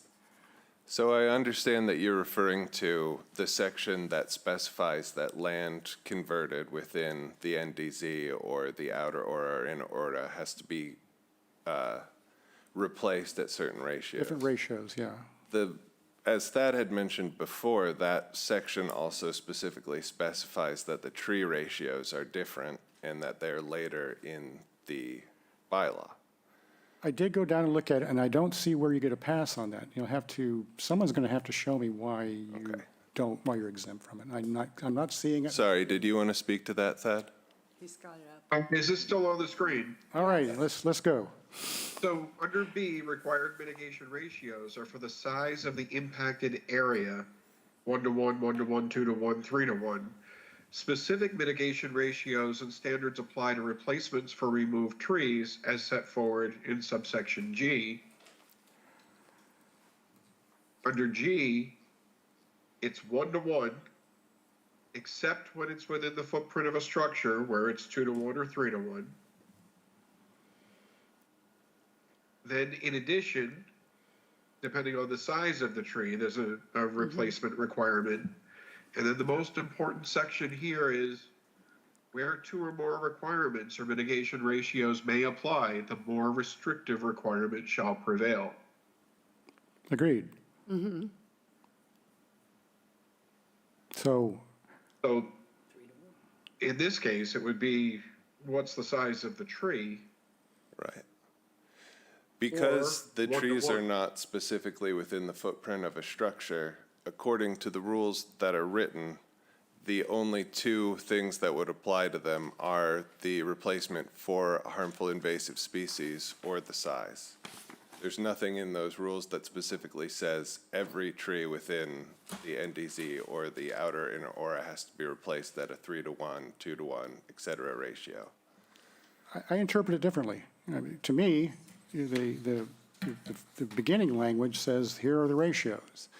That apply to the amount of disturbed land, and then it applies to which resource area it's in.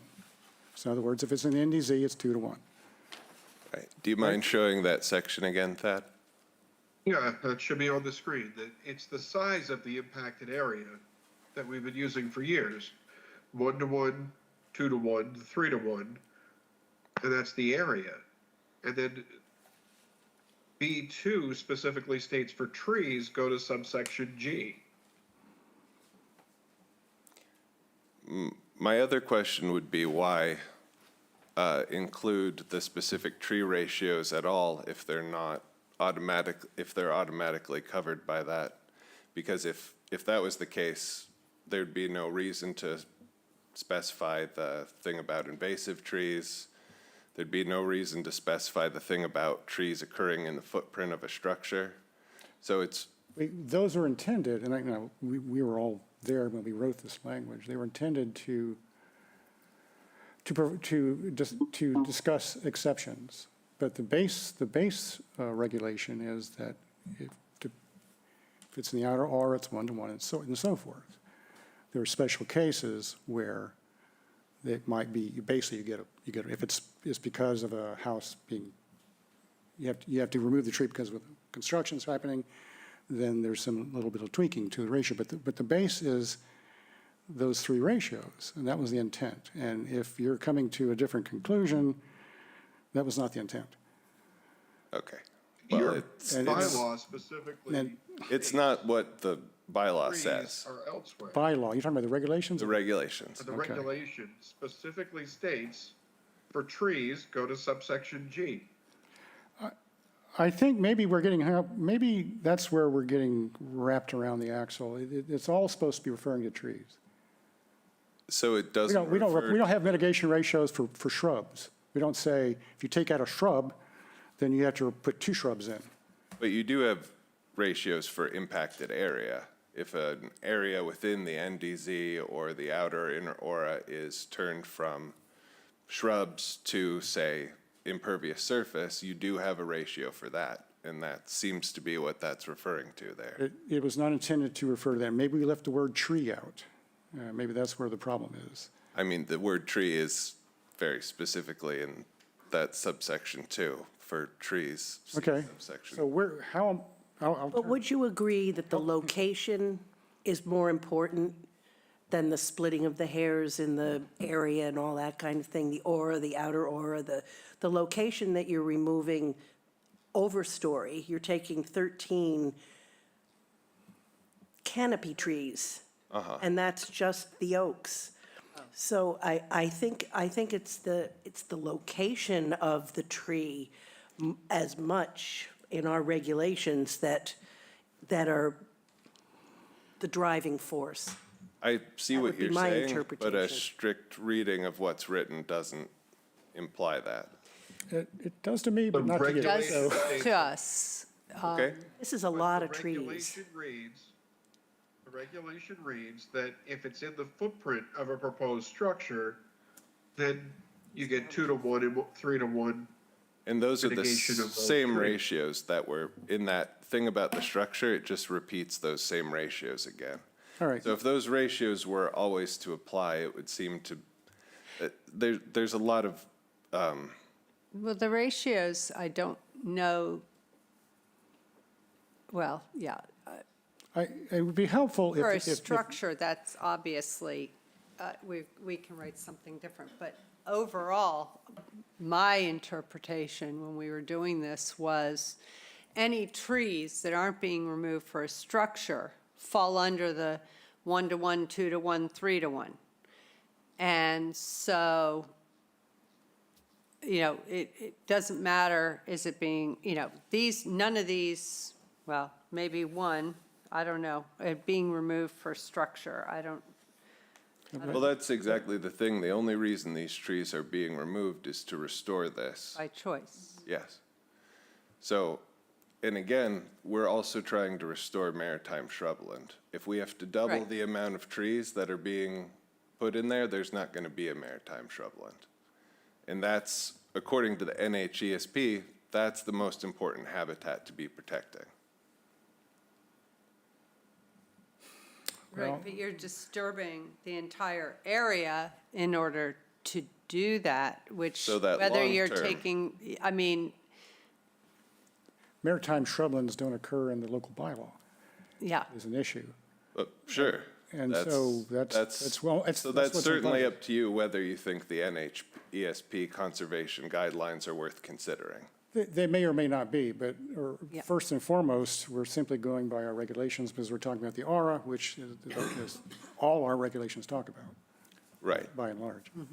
So, it'd be helpful if our chair were here who led the way on the revision of these regulations. And I would- do I think remember is- your very long discussions about long. changing these, and we actually did, we contributed quite a bit of feedback to you during that about exactly this issue.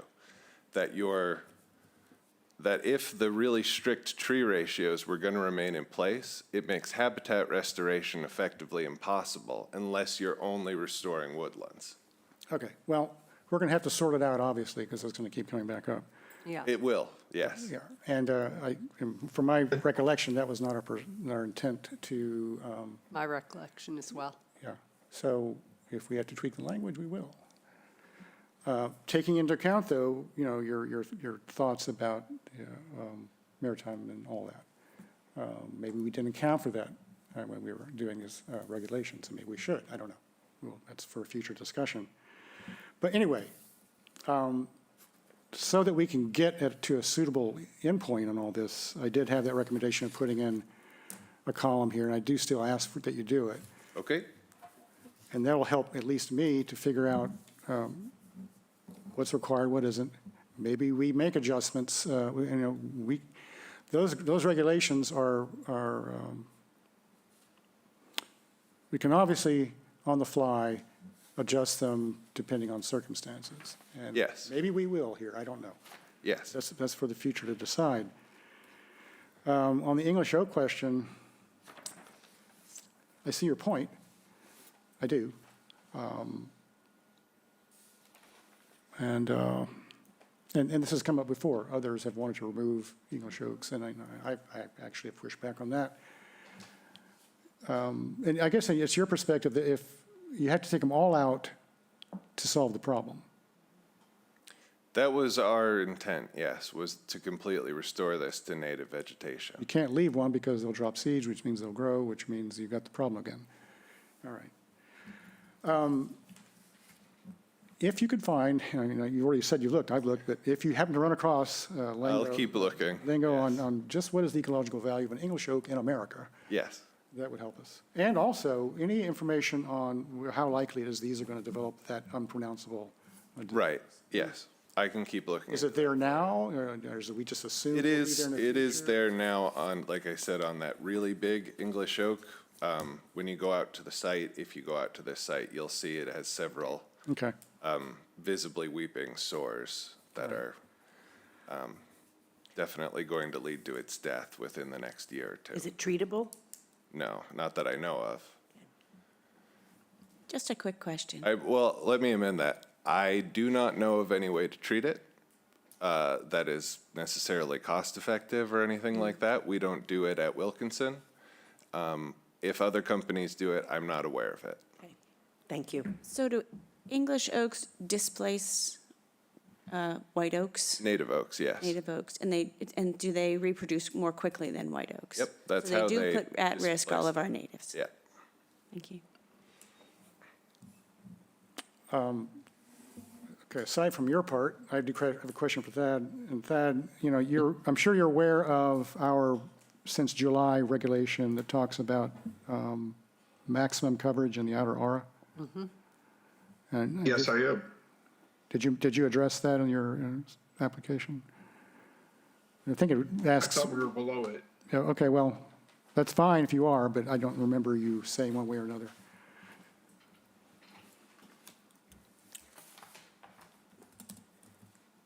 Outer Aura, we have a natural area of almost 80%.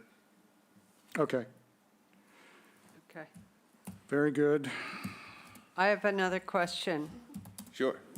So this proposed boulder wall, can you speak to that? I mean, it looks gigantic. What is it? What is it? It's absolutely huge. Thad will have to speak. Okay. So we are going from an elevation of 51.2 down to 42.2, so that's a 9-foot high wall. There will be a planting area in the middle of it, and it's just flat.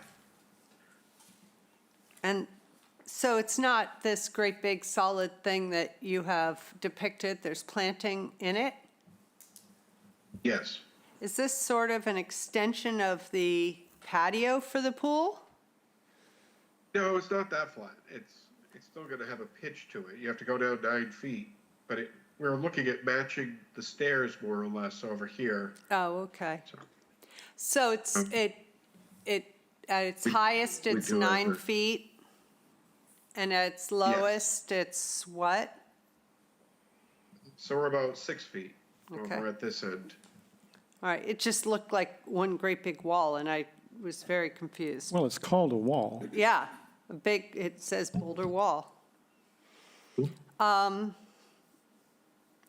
Along that line, this is a huge pool and patio and boulder wall. And I just wonder if there is an opportunity to decrease the size at all, because it is quite large.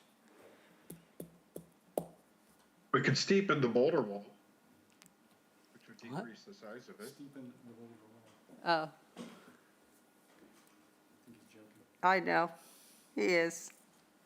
But, I mean, it just seems like it's a lot, especially when a good portion of, well, the whole pool is in the outer aura, which of course, as you know, I like way better than in the NDZ. But so is most of the patio, all of this boulder wall. And it just seems like there's an opportunity to not have it be as big as this is.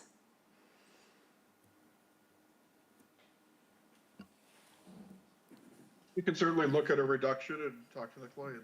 Okay. What is the size of like the apron around the pool on each side? I mean, it's hard, it's not written down as far as it's 4 feet or 6 Yeah. feet. What is that distance as the walkway around the pool? Do you know? List it out right now.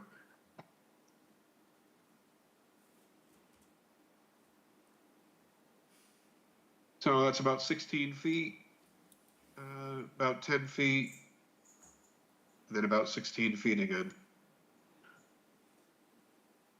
Yeah. Okay. Just seems, It just gives you a little better perspective. it does, but it's big. We do have a trench drain that's proposed to Right. pick up the runoff from the pool itself. We also have all the roof runoff being directed into a dry well.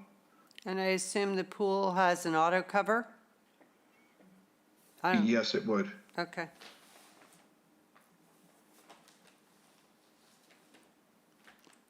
I assumed because I didn't see that there was a fence, which I'm very happy about. Don't think that I'm thinking that I need that. All right, I mean, if we could decrease it at all, that would be absolutely wonderful. Anybody else? I know Mary had to drop off at 3, so it's just the 4 of us.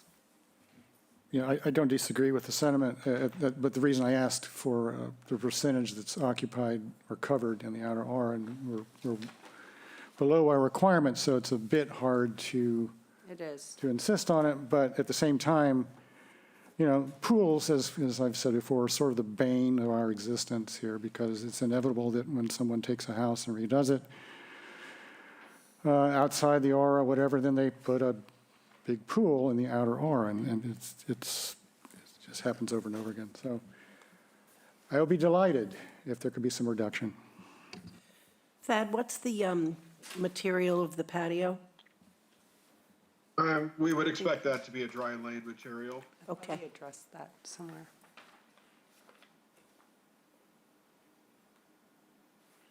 Anything else?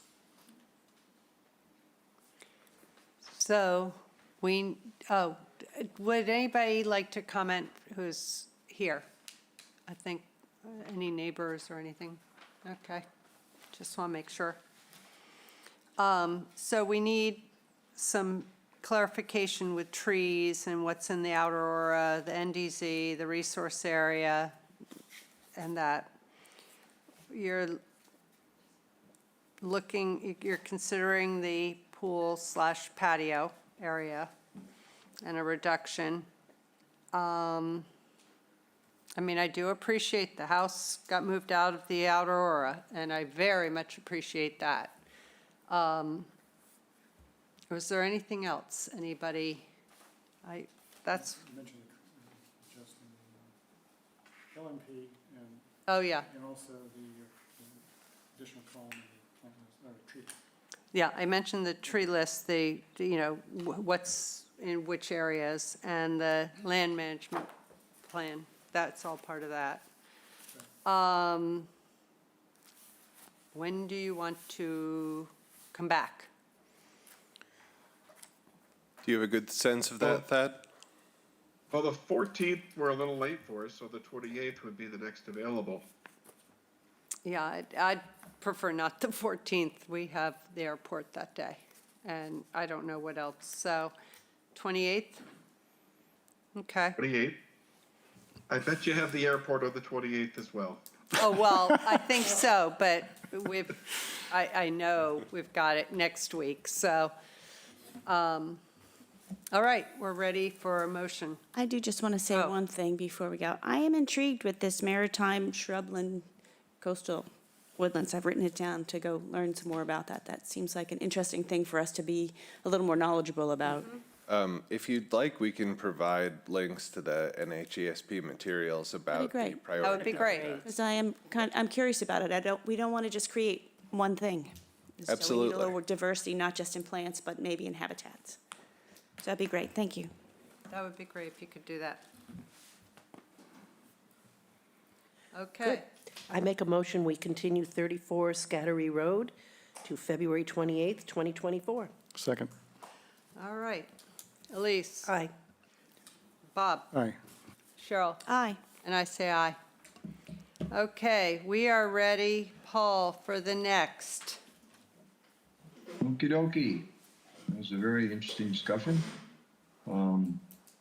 So the next on the agenda is a continued hearing. It's 240 and 438 George Ryder Road, 1652 Main Street, Chatham Airport, maps 9F 240, We already 10G. We already did that one, Really? Paul. Very Oh, but I have to first, read we it off to continued it. continue it. Oh, we did in the first, yeah, you know what? You're right. That whole discussion we just had just sent me right to Yeah, us another too. place. All right, anyway, so now we're on to enforcement orders, and I believe Mr. Riley is in the audience. Yes. We've already seen Mr. Capadulo. So 77 Geranium Drive, Lawrence P. Capadulo, Revocable Trust, map 8D, parcel 17R2, unauthorized vegetation removal in a resource area, coastal bank. We are here hopefully to wrap this up with a restoration order after the presentation and questions. Okay. Go ahead, you've got the floor. Yes, hi, George Riley, representing Mr. Capodilupo. Should I go over what we had spoken about the last hearing, or can we just? Our memories move aren't as good along? as they used to be. Yeah, you know, so- that would be wonderful. Moving along, yes. Yeah. Okay, so address these areas, on the original order of conditions, there was some concern about the steps and pathway to down to the pond. And I think we've just sort of decided the best to just leave them alone. It's abandoned use and no point in doing anything about it, really. And that over the years, there was originally some, I guess, permission or some indication that he was going to do hand pruning, but was going to get permission, which apparently never happened. But the pruning has been done, and it's been done well. And as I said before, the bank is, if you could just look at Mr. Caballuto's area and the abutting neighbors, you can see how well his is done. It's really entirely different.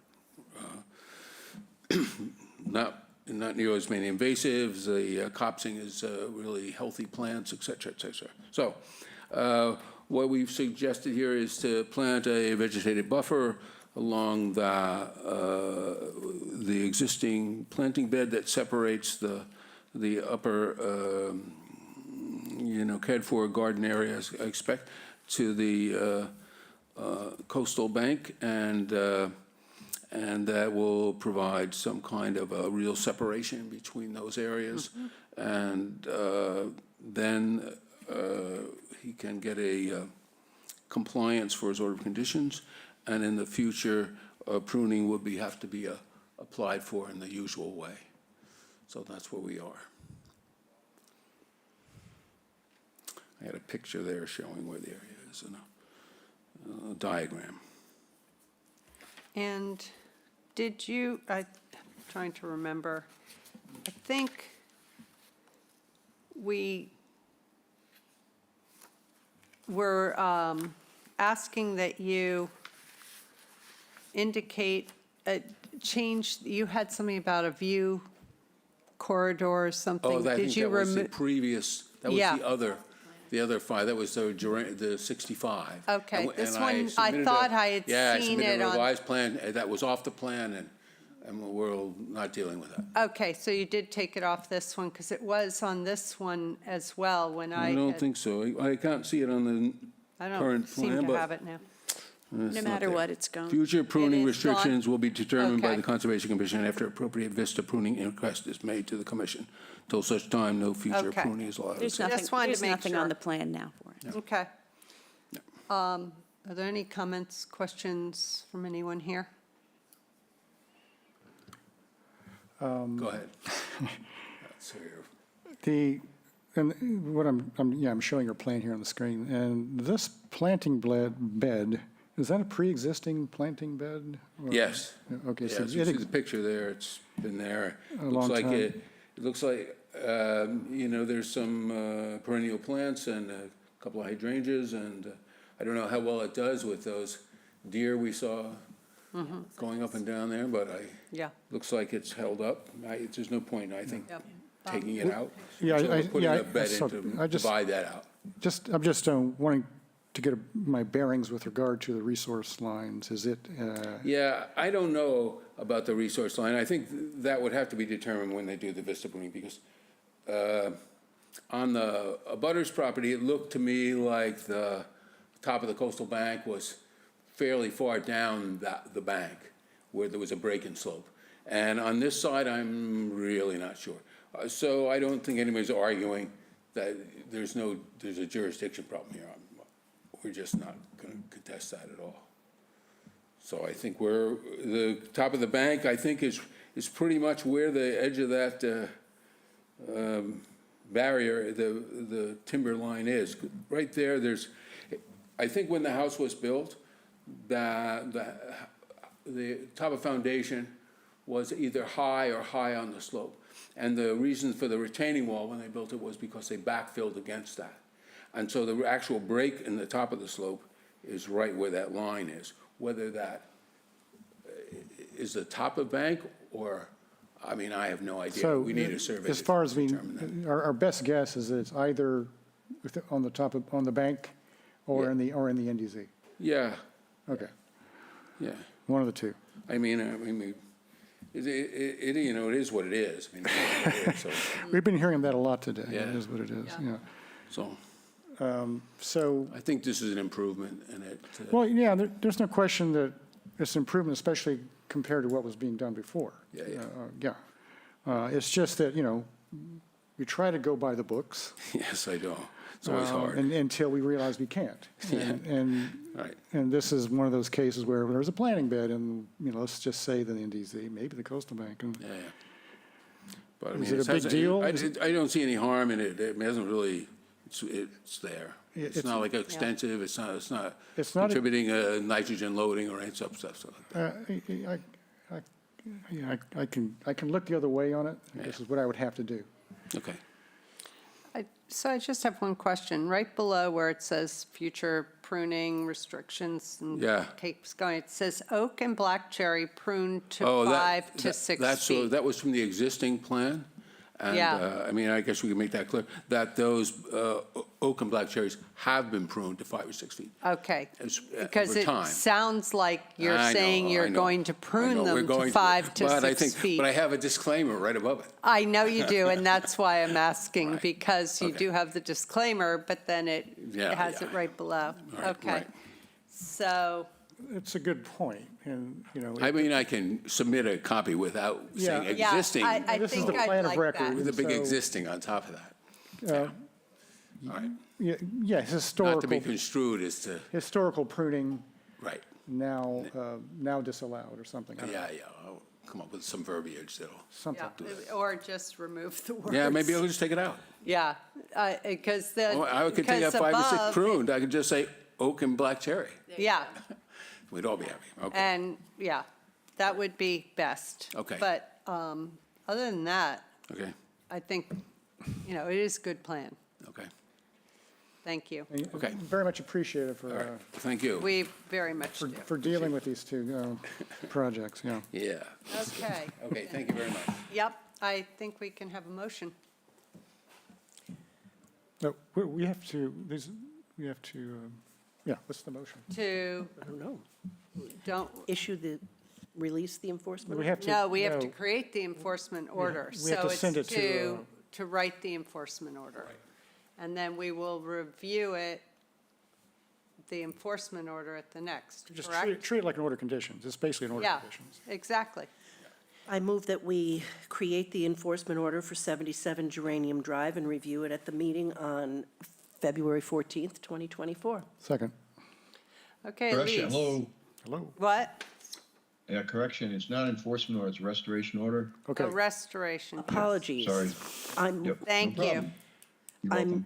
I move that we create the restoration order for 77 Geranium Drive and review it at the meeting on February 14th, 2024.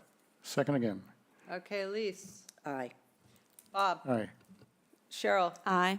And I say aye, and we'll have that next week, and then you'll be all set. Okay, thank you. Okay, Paul. Okay, well, I can read the airport again if you want. Yes, please. Next on the agenda is 2 certificates of compliance. The first is 210 Fox Hill Road, Carl W. and Lori E. Hick, map 10L, parcel M3, the EP number SE103474, new single-family dwelling with a driveway, a septic tank, pool, and mitigation. A partial was issued in 2021. They are now here for the full certificate. This is a FAD application, so it's very complete. I reviewed it, been out there. Everything is in order. There are some exceptions that Thad pointed out to the order that was originally issued. Would you like to address those, Thad? I mean, I think since you included them, give a brief description of how you deviated a little bit. I don't see them as significant deviations, but they should be, commission should be aware of it. I'm ready. For the Go record, ahead. that Aldridge Southeast. Oh, can you hear me? Yes. Oh, excellent. The deviations were a short boulder wall put in near the pool. There was a trench drain that was added alongside the pool.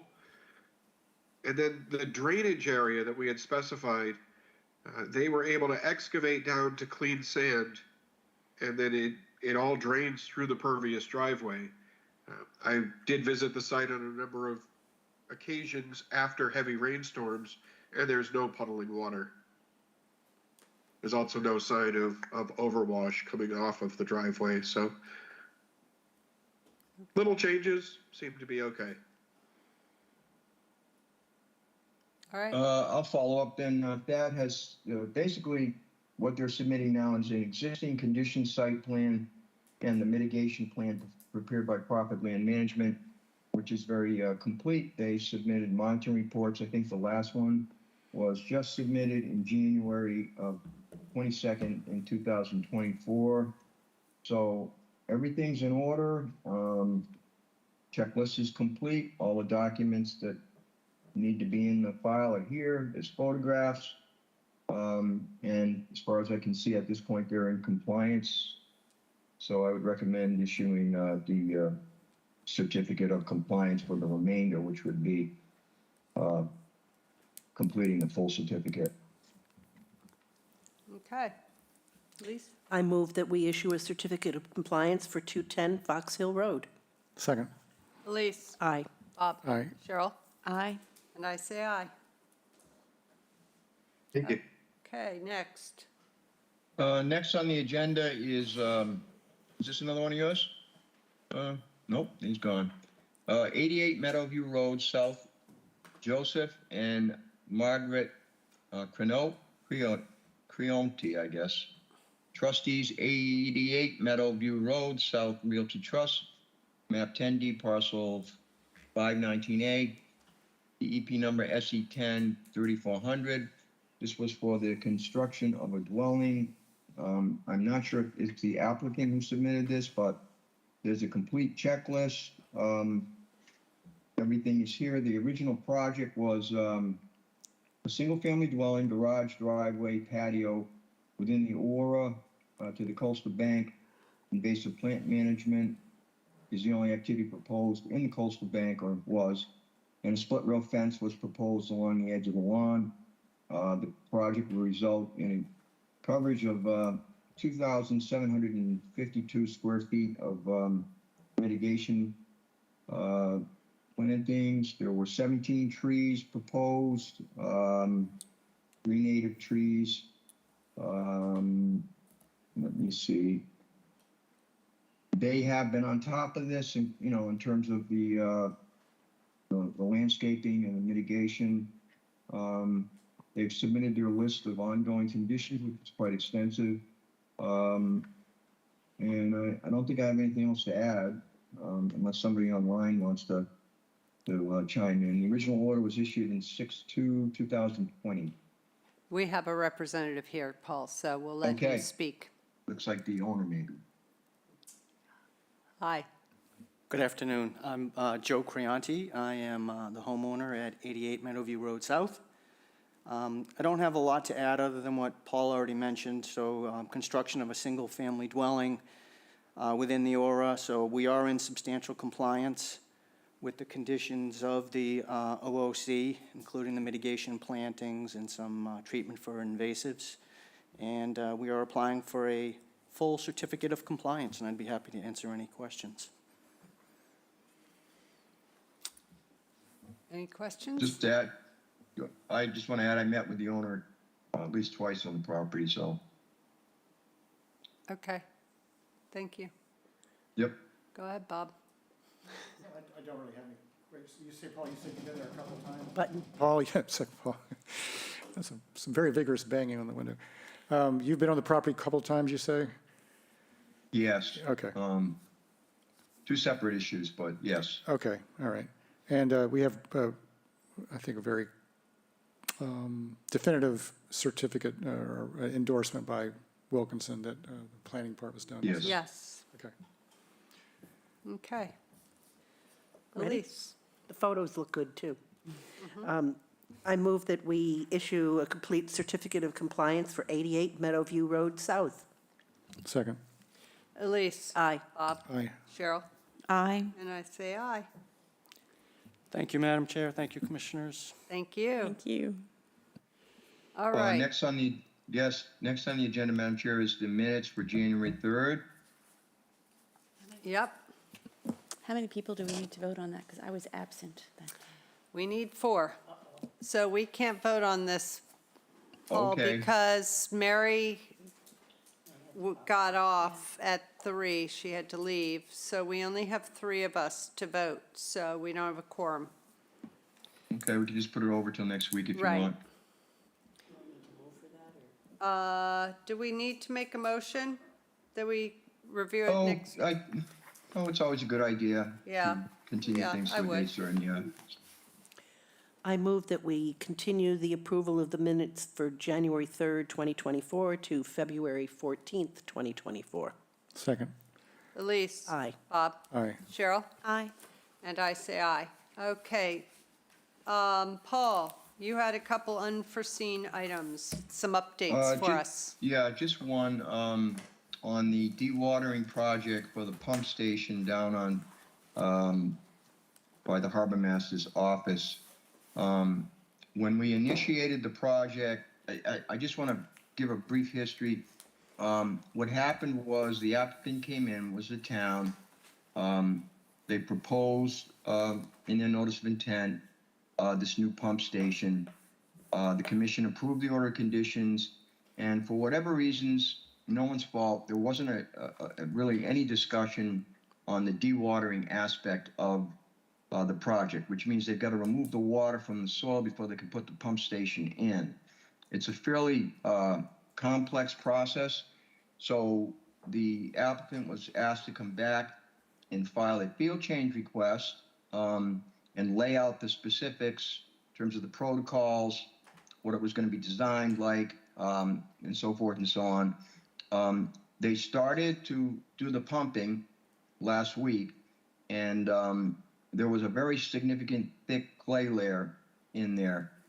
We ended up getting some minor siltation into the creek. They stopped the project immediately. Digit is the, D-I-G-I-T is the contractor in this case. Been very responsible. As soon as they saw a little bit of siltation in the water, which are fines from the clay, they stopped, called us. I actually went down with Dr. Bob, and Greg's been involved, and I made several site visits. As a result of the initial siltation, they redesigned everything, brought in a frac machine, which is, one of the things, which is kind of like a dishwasher. It takes the sediments out, they settle in a tank, and then they pump them out. They put new well points in along the road, which allows for more filtration of the water. We started it up yesterday, and in the early morning, there was still some siltation going on, but within a couple of hours, once they got all the well points in and the whole thing operating as it should, it cleaned right out, and now what's being discharged is very clear seawater back into the channel. So as far as I'm concerned, Greg's looked at it, we're good to go. I just wanted to update you on it because we did get a phone call from a citizen that was passing by and on the discoloration of the water. So everything's fine, and they did a great job redesigning everything, and that's the update. That's good news. And you also had one for Talippi. Oh, 97 Tilipy. Yeah. We were informed that the Cape Cod Commission subcommittee did vote to approve the minor modification. So we're all set there. Chapter 91 Waterways in Boston, the applicant and their engineers are working with them on an emergency cert to coincide with ours. They need that additional state permit. And they are now in the process of engaging contractors for bids. So I don't have a start date yet, but we are starting to approach the point where we could start the project relatively soon. We also were contacted by the Cape Cod Chronicle and answered a lot of questions on it, so it's getting some notice. At this point, as soon as we get an indication from the engineers that they're ready to go, then you've already discussed it. We'll put an issuance date in the emergency cert. They'll have 30 days to complete the work, and within 21 days, we're going to get another notice of intent for the remainder of the project. So the emergency cert is just to abate the emergency conditions with the sheet piling and the boulders that are going to be put up on top of that sheet piling to keep it stable. So that's the update. Great. Thank you. Okay? Yes. All right. So we have one more motion. I To move that, adjourn. I move that we adjourn. Second. Elise? Aye. Bob? Aye. Cheryl? Aye. And I say aye. And we made it before 4 o'clock. Amazing. Thank you, Thank you. Commissioners.